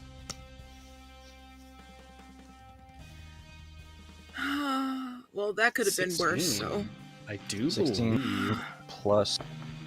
plus what? Plus what? Plus what? I think it's a resist 3. magic for Tavish, a 3. So it's still you were able to resist the majority of it. You do feel it slams against like the back of your legs. You're like the force of it rips across like the armors. It like throws off like your footing as you were preparing your upcoming turn. So we are going to put your next attack swing at a disadvantage, I'm sorry. but no damage dealt. Okay. Lyra, would you like to force an action? Oh gosh. I'm over here like kind of, but I'm also afraid. 5. I don't Four, want to do any more damage. 3. I don't want to. Okay. Nope. I'm sorry. Oh God. All right, Tavish, to you. I don't want to make it any worse for you. No, that's okay. I think what I will do is actually forego and a. Well, wait. You said I have a disadvantage on my next attack? Yes. If you do not attack this round, it will just carry over. It will be a hanging debuff. Gotcha. Oh. Then I guess I will. Since I'm not knocked to like a knee, correct? I'm like. Yeah, you're like, think of it like you were like, you just got hit. You're squaring up and you're thinking about like how you can shuffle, how you can move your feet, and then all of a sudden your feet kind of get like locked in position as you are all of a sudden like hit near the back of your knees, and so you're like, what's going? And you're like immediately kind of put on the defensive. Gotcha. Sorry. I'm going to go for a swing then, not to the arm like I had been before, but I'm actually going to go for his opposite knee. So Okay. the stone is in his left hand or right hand? Right hand. Then I will go for his left leg, the one that is the furthest away from Epsilon. Perfect. Let's see it. And because it's at disadvantage, I have to roll again. Well, we don't need to because that is already going to be a crit 1. Because you were at 4 for your crit modifier. So that'll put it at 4 would put it at 5. 2. Yeah. Got it. Yeah, 2, 3, 4, 5. Gotcha. You swing and your blade hits the knee. Like that part you do fine, but it hits at like a weird angle and like forces your grip like upwards, and so you're kind of now in this like awkward position, like you swung down and kind of like your blade like bounced up, so now you're like weights awkwardly on the right side of your body, sword kind of facing like the tip of the blade like towards the wall kind of thing in an awkward stance. Can I use my movement to just kind of like circle around Lyris so that way I can regain my footing? Would that be an athletics check? We'll say that is a sturdiness check. We'll call that a 9 to beat. Cool. With your sturdiness, I believe that passes. Double checking. Yeah, Yes, I've got a +5. Yep. You're able to like with the weight on the right side, you kind of like slide your right foot out a little more, like you embrace that motion and kind of ride your weapon ricochet around and like ready yourself like off his back left shoulder. Gotcha. So right now, Thank you. Lyris is facing towards Sequoia and Lyra. Epsilon is on his right shoulder. Tavish is now on his left. Okay.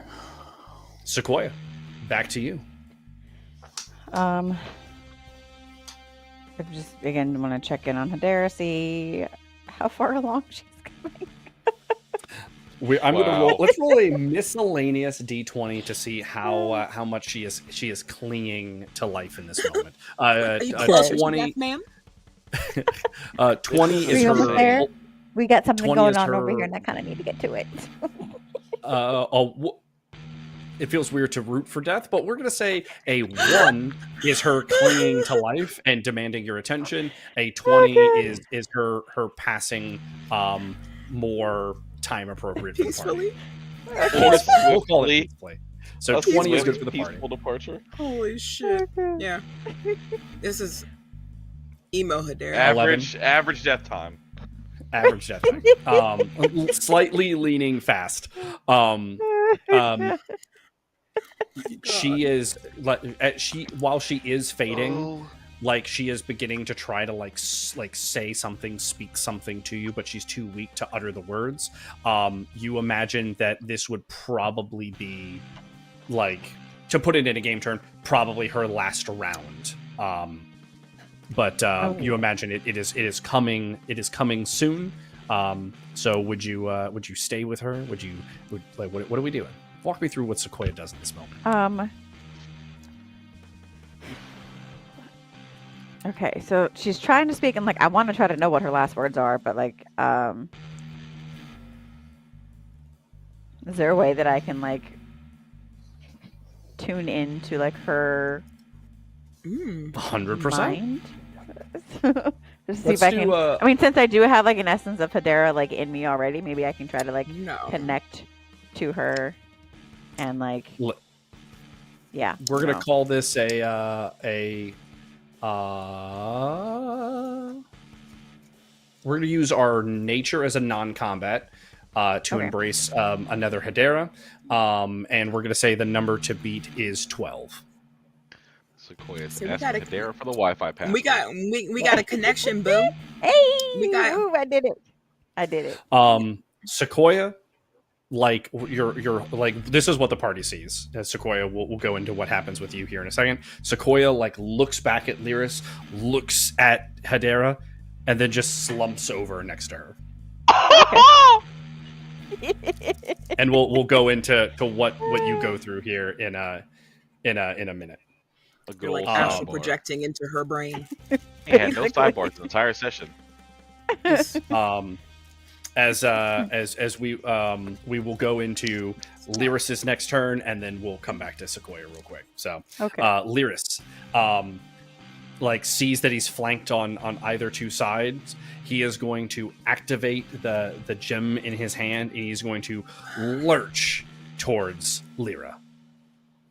So we're gonna see if he can move. We're gonna do this first check to see if he can get past Epsilon and Tavish. So actually, let's see real quick. Let's get a miscellaneous dice roll from Epsilon and Tavish. I shouldn't even be here. Leave me alone.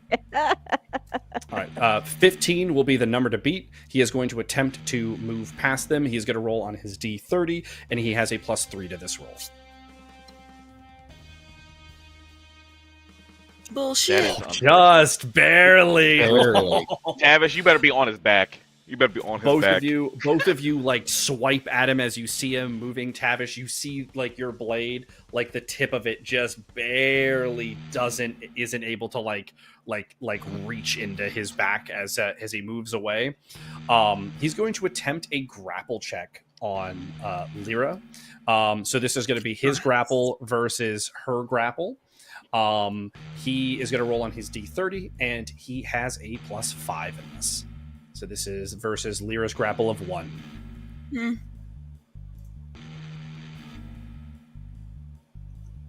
Oh, it's a beatable number. Hey! That's a beatable number. Is best you could hope for. Yo, Dice tried to troll you. Yo, Dice tried to troll you. You're able to That do was it. a range of emotions. His like hand gets to like your neck, and as you like move it away, it clamps and it's audible. Like just the closing of his hand has like this like crackling pop. Like if your neck had been there, he could have crushed your windpipe like crumbling a piece of paper. Seems like, get your fucking hands off me. He then points the crystal at the lying there Sequoia. And the party is going to be prompted with something that has not happened yet Great. in Cinematic Epic, which is, do you yield from combat? If combat were to start back up, we would re-roll initiative, but the other side, the NPC side, has effectively parlayed a potential non-combat. Or would you like to... this would be Epsilon. So Epsilon, this will basically be your decision as your next in turn order. Would you press your attack now? I 5. would point at this 4. man and wait. I would hold. I'm pointing at this man's dome piece with my hand. Just like... He's like, if you move, I move. What are we going to do? Oh, no.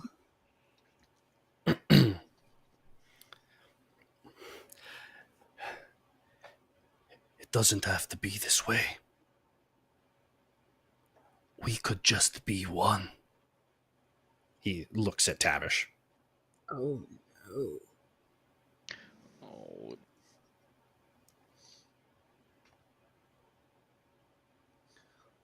And if we were to be one, Hmm. what fresh destruction would you try to reap upon a broken world? He's like, what fresh hell is this? Basically. I would say that Croupier is hung. I would say that the power of Passacor is known to all as treachery. I would know this shadow of Marvena removed. Oh. And I would see the innocence of Epaphroditus restored. When he say the shadow, do he mean like he want the old Marvina back? if this is you out of character, right? Because Yeah. out of character, that sounds to me like he's saying he gonna kill Ravina like he meant to kill her in the first place, but restore Epaphroditus because she's supposed to be restored anyway. Like he was fucked up. But he and That's what he it sound say, like to and me. he's, I can see that, but then he says like the shadow. So I'm like, in my mind, that means like the evil part. So I don't know. You gonna exterminate my whole bloodline is what he's saying. He's about to be like, he don't know. Well, he might know that that's your mama. I don't know. No, he does. I think he did say he that. said something at one point. I thought he said. I thought he said Yeah. that. Okay. Yeah, he pointed at me You know. specifically, talking about "fuck your mama." So, I was like, Okay. I could agree with you that Croupier needs to die. And Epaphroditus needs to be restored. But I cannot stand with you that Marvena needs to be brought to an end. Is that what you mean? Or just the shadow of what has clouded her heart? Or do you mean to take out Marvena herself? Clarification. I do not know how far she's fallen. But if no longer just a shadow, like a cloak over her, does her madness lie, then yes, I would be willing to take her head. But it's your fault. Her sorrow is deep and has not lightened over the ages.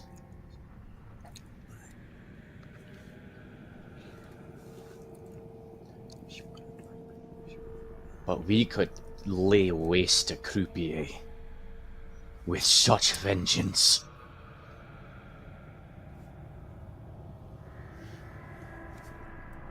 And it was my hope to restore Epaphroditus already.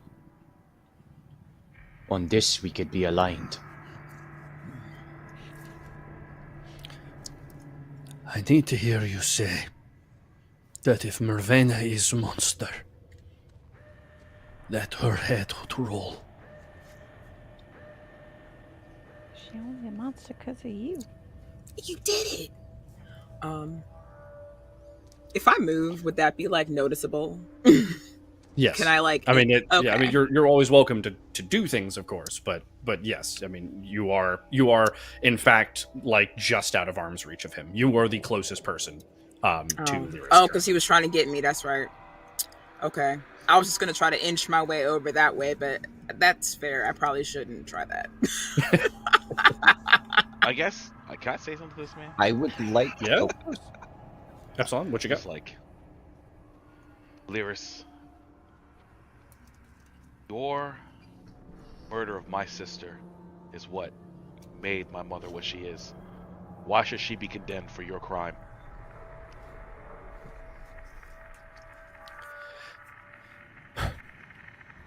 If she is not monster, then I have no judgment for her.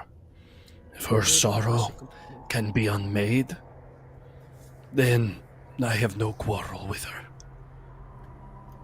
Do you think that I your only rage... say... Sorry? I was gonna say, can your rage be abated? Is there something that would stay your hand? Because she's Are as you much a a monster as monster you too? are. My hand can be stayed. I do not wish to go and just kill her for no reason. That's what you did. you may But find. she is... Sorry. You may find that upon looking on her, you may not see a monster, but a broken creature that grieves for a child lost. You might find yourself pitying her more than hating her, No. as I pity her.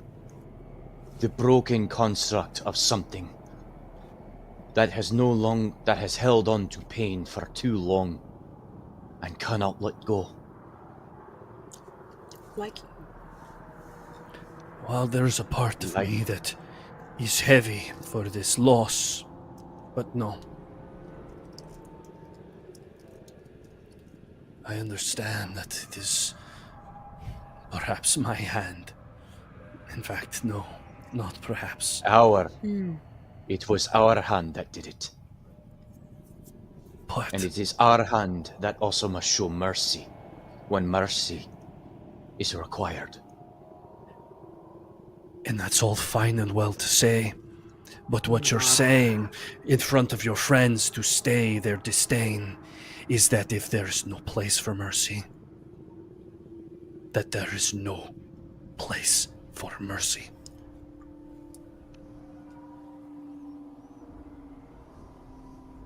what?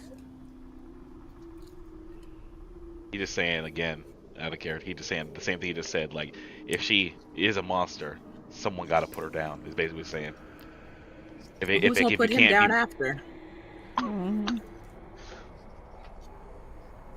This is where I would like to roll a diplomacy check to see if I can, because I can't quite find the correct words to say this myself, but a diplomacy check to kind of get to the idea of, would you be willing to meet her and judge her on sight rather than judging her from a distance?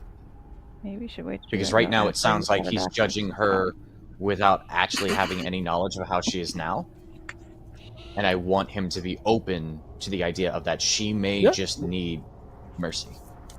You know. 19 is the number to beat. Who? Oh, this could go one of two ways. So I don't know that how gets many points he me. has. Give me a second. In diplomacy, I've got 4, which gets us to a 17. This is where I'm going to use my once per day reroll of diplomacy because I stole that Perfect. trait from the Silver Tongue. Let's You're see. welcome. Please. Damn. Well, We tried. it was the thought that counted. Yeah.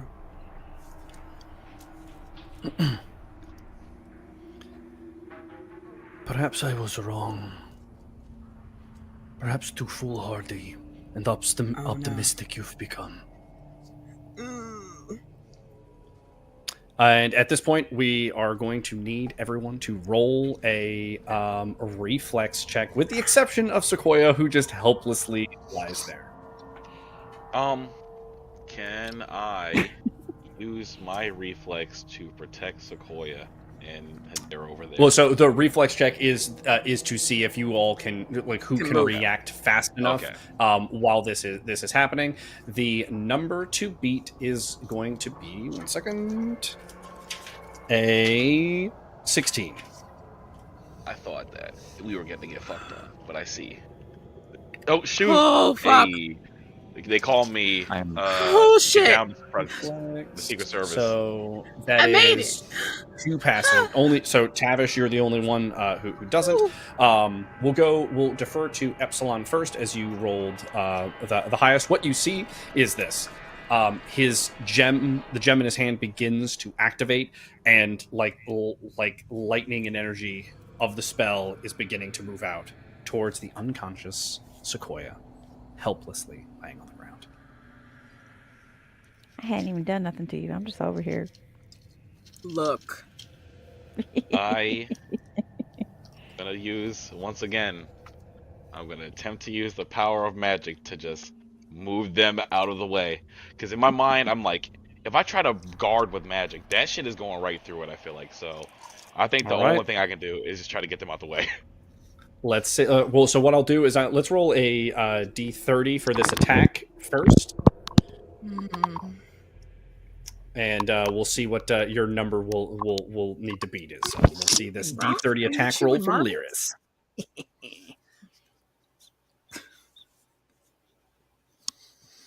Fuck! That is God. unfortunate. That is unfortunate. Fortunate 29. So we're gonna need to basically see a 20. Let's see this roll from Epsilon first. I crit on a 19 or a 20, but yeah, Oh my god. that ain't good enough.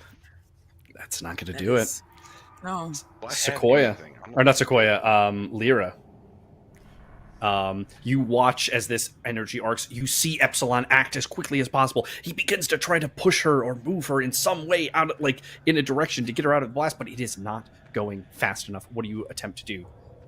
I feel like I have to do the same thing. In my mind, I was going to try some kind of barrier, but he's right. It'll probably break right through that shit. So trying Let's to see move, again, trying to help is probably the best bet.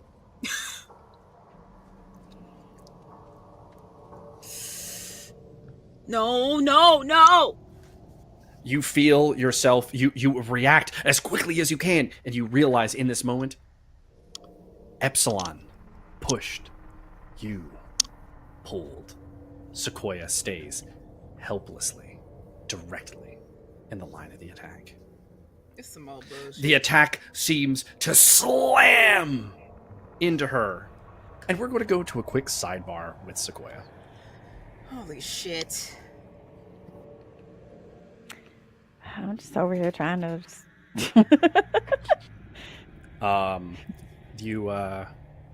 You're in this peaceful, tranquil garden, albeit a little untended to, not like the one you were used to with your own mother. She always made sure things were, as, while naturally perfect, were perfect. This seems more left to its own devices, still lush, still cared for, just without the extra detail. Before you stands the Hedera that you were just looking at on the floor.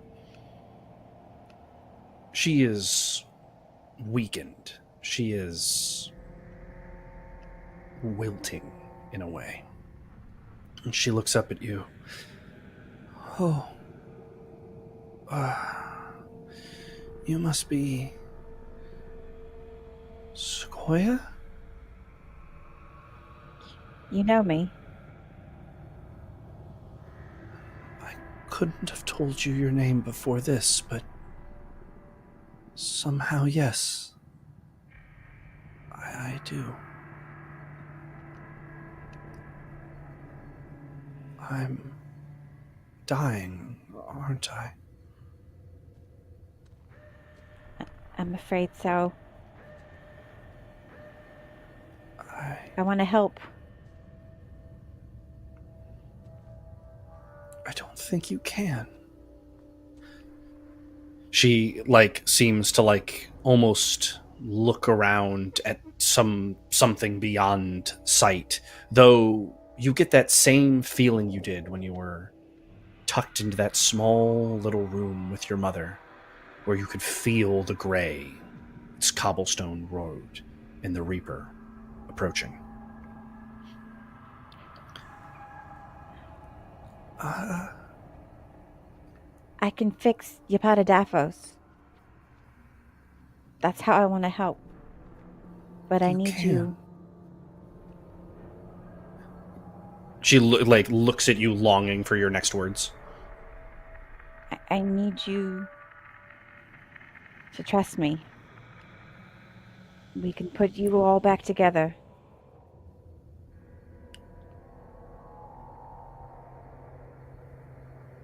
What happened to my Gabriel? The other Gabriel took him. There's another Gabriel. He's been hunting Hederas and taking the Gabriels. He killed mine and took mine.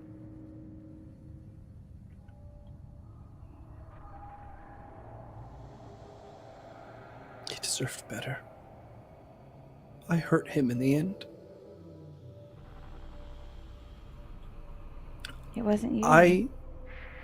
I too believe you're going to be able to do more good than I ever could have. I trust you.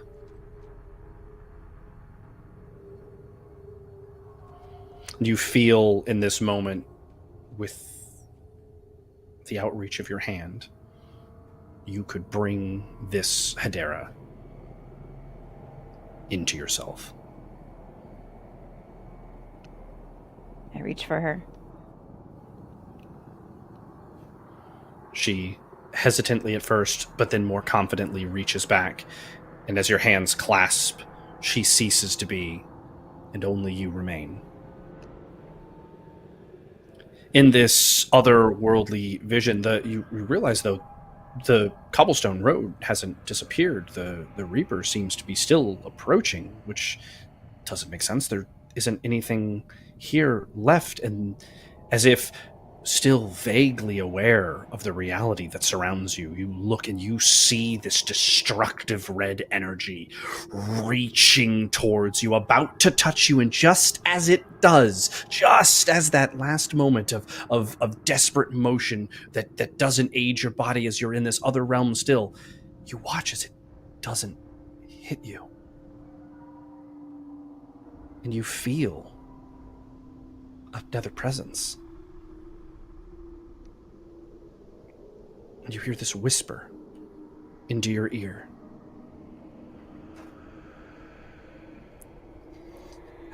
I told you I moved to heaven and earth for you.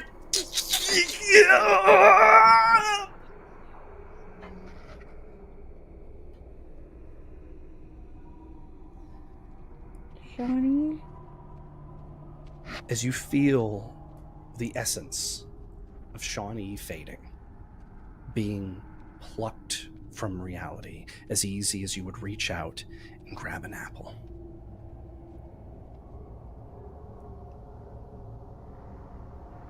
But you also feel that with the same outstretched hand you just brought in Hedera, you could bring in a Gabriel.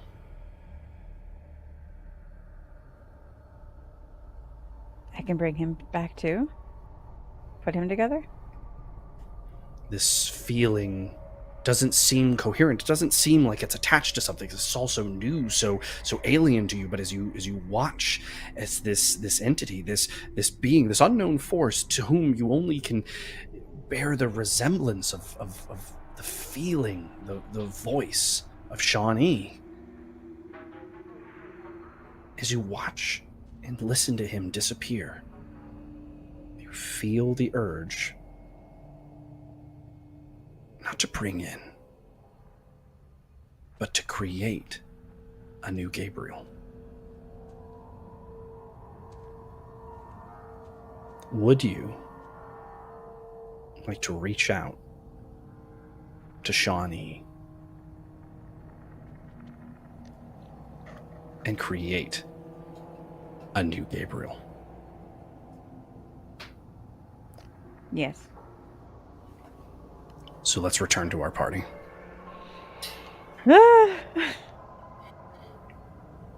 Oh my god. In horror, each of you watches as this energy arcs down towards Sequoia, enveloping her entire body. No, not her. Something around her, a barrier of some sort, is protecting her. When you hear, I told you I moved the earth for you. Fucking Sean E? Yep. I say that's your boo. As this energy blooms, the visage of the room, the tapestries, they pale. You're back into that deadened state, that one that Shaw brought you to. The Lyris that stands in front of you looks far more regular human, not enriched by power, not adorned in armor, but just human. As the world around you all is removed, you see Ace on the floor clutching a chest wound. You see a Sean Oh, E not again. disappearing out of sight. Fading. Gone. Oh, he And then- actually died this time. He didn't die. He got erased. In an explosion of light and leaves, no longer on the floor lies Sequoia. Ooh. She floats in the air, infinitely different than what she felt before. The Hedera that was next to her is gone. No longer is she there, yet aspects of her image seem to echo and ripple across Sequoia's form. As she touches down on the ground, stepping out from the falling leaves from behind her, is no longer a Shawnee that you recognize as he was before, but instead now bearing the resemblance of a Gabriel. What the fuck? He was Gabriel the whole time. We were No, right. he wasn't Gabriel the whole time. He became her Gabriel. Ah! Oh, I told you. damn. The sacrifice probably has made him. Oh my Yup. god. Oh, I love it. I love it. Well, now you're stuck with that legacy, baby. I hope you know that. Yes. Damn you, Adam. Damn She ain't you. that mad about it no more.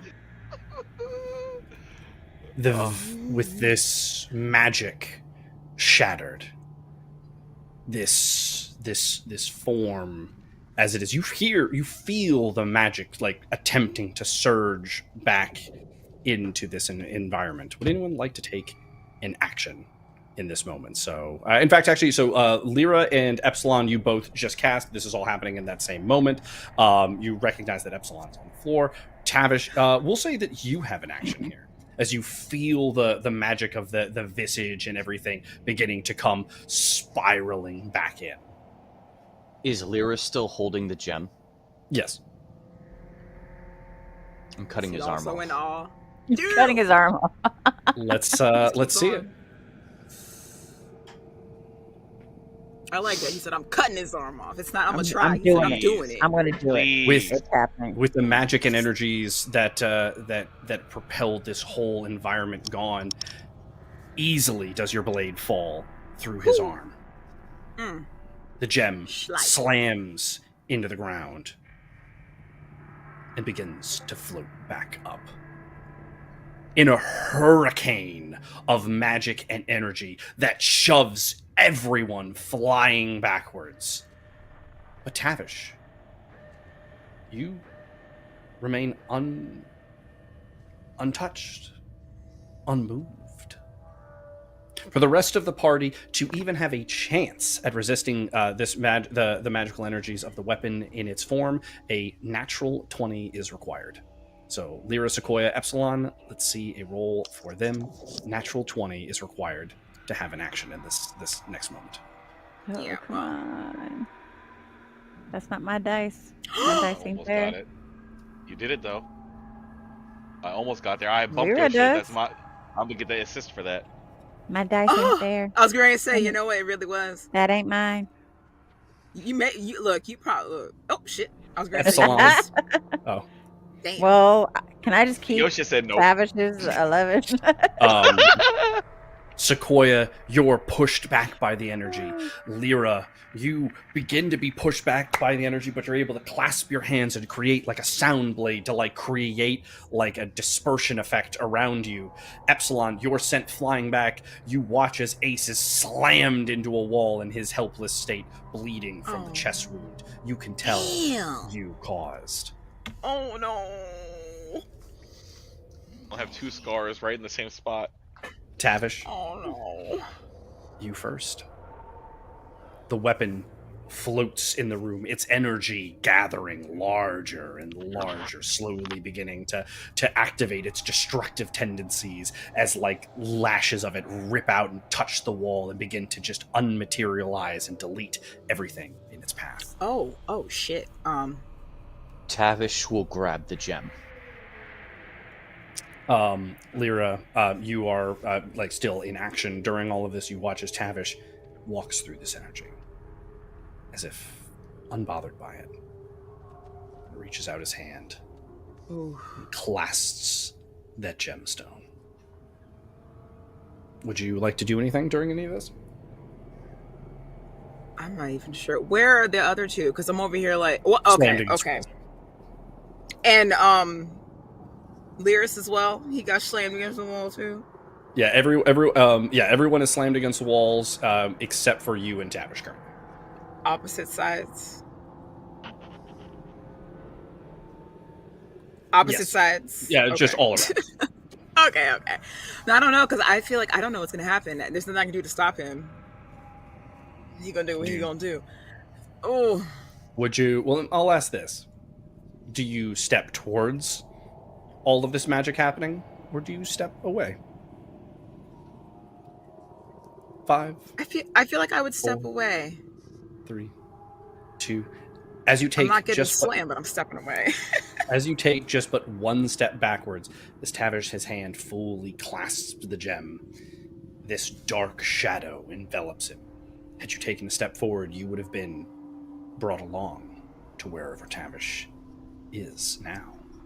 Oh. But with one step back, you are not a part of this. So let's sidebar with Tavish real quick. Goodbye, Tavish. You. Before you looms none other than Passacor.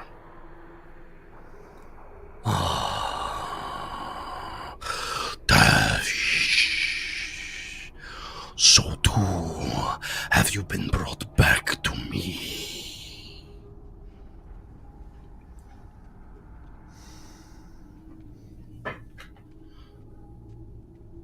Aye, Passacor. I stand here with my hand upon the gem again. But fear not, Tavish. No longer does that gem have the power to hurt gods. But so do the people of Ambervale and their king need hope that it can. So wield their hope like a weapon, you will. Because a target do I, nay, croupier. And he like holds out his hand, and in a puff of smoke, Croupier appears in the palm of Passacor. do have for you?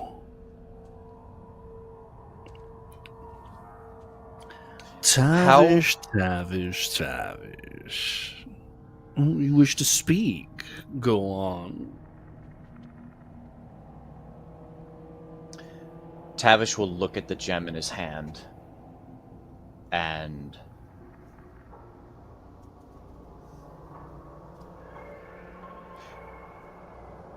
Croupier,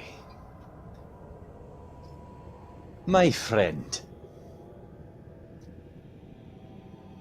to what purpose do you think you want this used?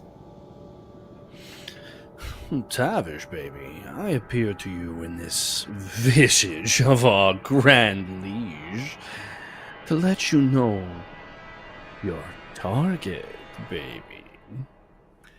And you feel that card that that was pulled slide its way from your chest and pop out one of the little like gorgets of your armor, so that you can pluck it with your other hand.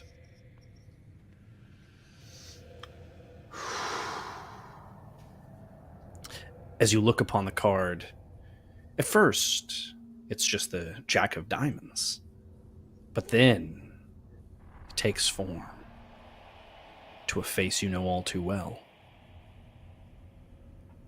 Angoin.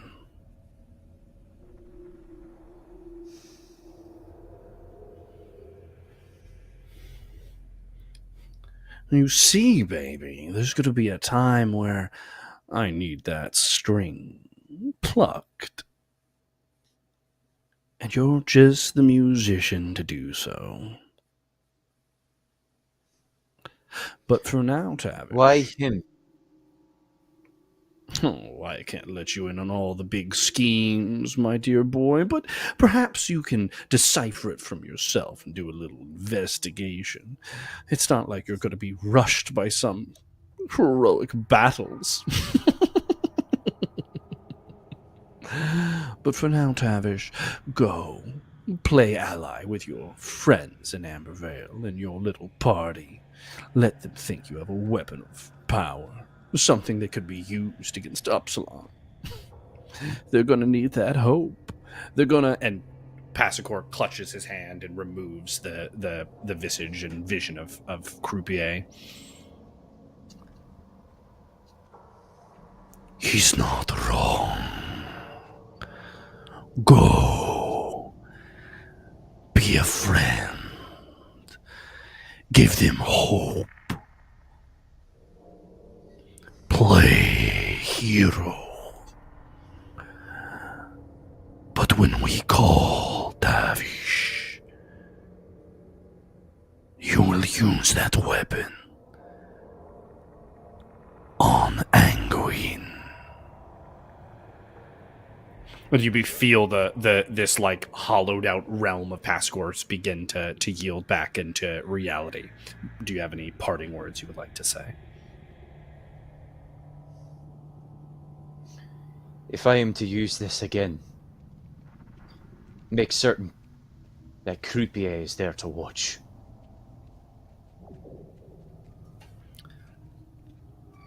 Perhaps. And you are put back into the realm, or the material realm, around your friends and party.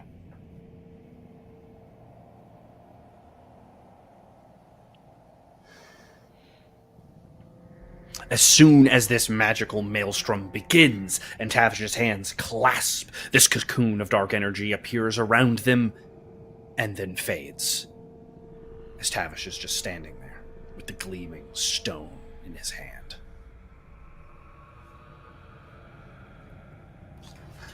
But before Tavish can speak, his attention is drawn to an energy, to a force breaking in this world, as everyone, all of you, watch in horror as both Tavish and Lyris seem to flicker and fade. While one wanes, the other seemingly takes more of a stance in the material realm. Mm. And Tavish, you realize in this state, you're the one in power. You're the one to make the call. Do you continue on the namesake of Tavish and the deeds so sworn by this second, no, third chance? Or do you re-embrace the name of Lyris and the daunting power, but the visions and thoughts of revenge, vindication, or vengeance? And so does the decision fall to Tavish.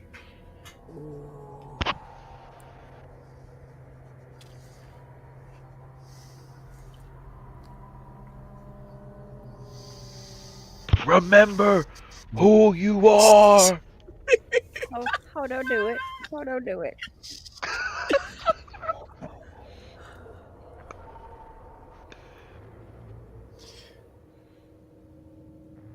Tavish will look at Lyris. He clutches his arm, weakly looking back at you. Oh.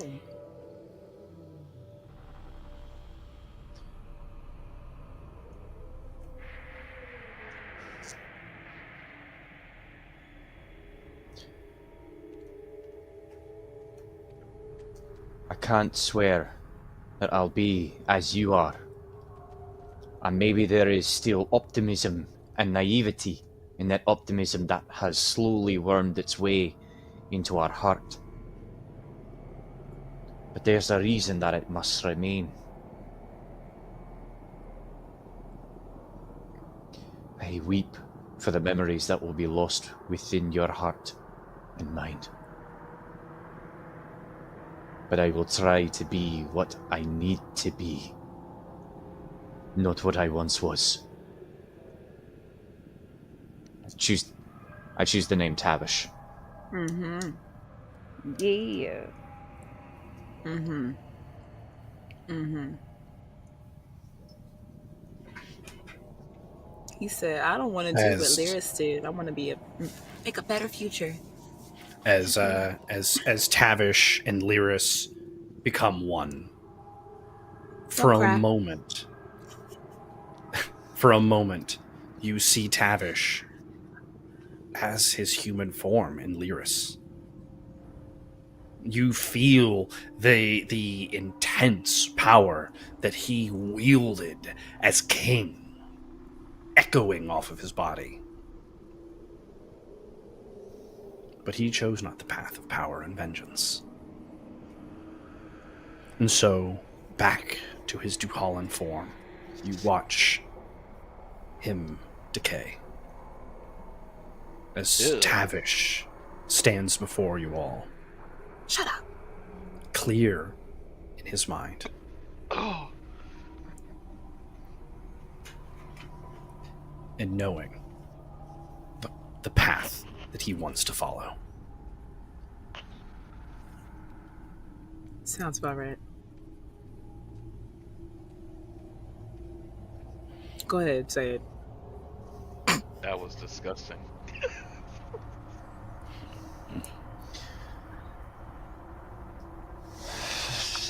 Aye, when you've been around a century or two, then we'll talk. Is he still holding the gem? Yes, with the gemstone in tow, and the vision, no reality, of Lyris removed. Mm-hmm. The whole castle, the whole keep, the whole reimagined, no, actual replaced city of Tavish's home falls silent. Its magics stilled and removed. Oh, well, yeah. The journey back to the Beacon of Bellwheat is easy, but is rushed as medical need the Oh, ace requires. Yeah, In but fact, man, help my Sequoia, boy. Help him, Sequoia. Sequoia, Sequoia! let's get Sequoia to try to stabilize him on the journey back. We I will was about to first say, damn. we will first do a Didn't even ask me. study medicine, and we're going to call it a 16 a 16. She got her Gabriel and she was like, I'm too good for y'all now. Oh See? my god. Well, And so with that, we're gonna have to clearly I'm go. not. We're gonna have to rely on your spell casting Earth to try to stabilize. Since we'll treat this as a non-combat for the purposes of this roll, so it'll be just a +5. A 16 is required. God. Damn. That's close, Sorry, but it's I not can't help quite you. it.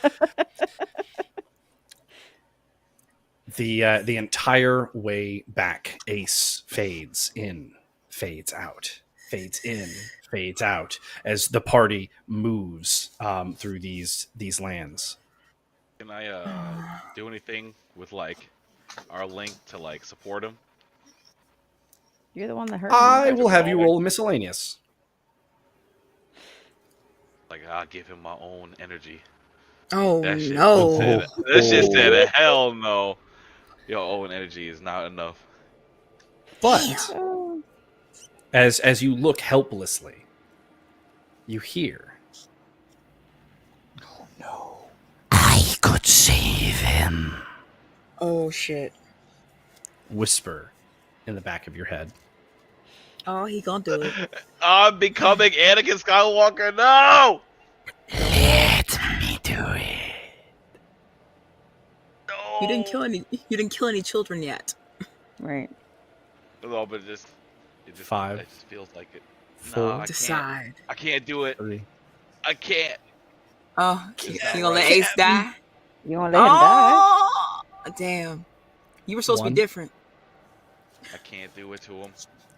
As the party continues back and you get to the Beacon of Bellwheat, you see that its front gate has been torn open. Something hit it from the outside. That's your boy, probably. Oh nah. You see that it is storm and frost. Yeah, that's the man. Oh god. That's As you Colbjorn. approach Oh, that's Colbjorn. into the gateway, you see the town in tatters, the guards slaughtered, the heroes that you came with broken, beaten. You sent him after Gabriel.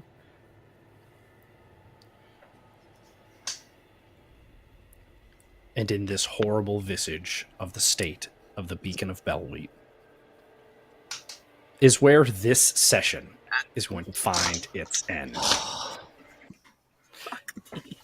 With Ace clinging to life, and now no medical aid in sight, with the Beacon of Bellwheat having been leveled. Presumably We- by Colbjorn. We are officially now. We are officially now in Oh my god. the end game. Uh, Every decision from here on is going to carry infinitely more weight. Every twist, every turn, every thought, every dice roll is going to greater and greater begin to impact how this campaign will come to its end. With each one of you having to play your part. But perhaps maybe Ace not having to play his. Oh, damn. No, don't say that. Bruh. Two things I just want to go ahead and real quick in our post-session wrap-up that we're going to do. 2 different rules that were used in this session. One is that Ace had an ability, I Got You Captain, which is once a session, he can absorb he can take the penalties of a nat 1 instead of a party member or Epsilon that Epsilon rolled. So he can basically be that barrier. The Sounds other like one a is shield ability. the other one is Shawnee had a once per, not necessarily session, it's like a once per blank, which is that he would Once in a lay his lifetime. life, exactly, once in a lifetime, where he would lay himself low for Sequoia. So those were the 2 mechanics that were used in that other one. The other thing I am going to say is that for this session here, I am going to give Tavish a... Where is his thing? We're going to give him a minor cinematic token. We are going to give Sequoia a minor cinematic token. We're going to give Epsilon and Lyra minor epic tokens. Because, hey, we're approaching the end game, where the points are made up and they don't matter. No, I'm kidding. Oh, You're going to have to yield. You're going to have to yield these bonuses very well. You're going to have to think about it every time. Because sometimes just saying fetch boy to a giant hulking monstrosity has repercussions. But until we see you again, it has been an absolute blast. Whether you watched us live or you watched us after the fact, we thank you so much. It's awesome to have you here with us. We are super excited. We're going to be coming back at you for the first of our in-game episodes on January 22nd. So be there if you want to see how everything plays out. And if Ace is able to make it, maybe Epsilon will be doing whatever's required to save him. But right now, he seems to not really care. But until we see you again, thank you for watching and have a great night. Bye-bye. Bye. Ah, hopefully he'll be okay. So cold. So my cold. boy. Ace is cold too. And apparently, Sure he won't is. move heaven and earth for Ace. He's getting that way. You want me to turn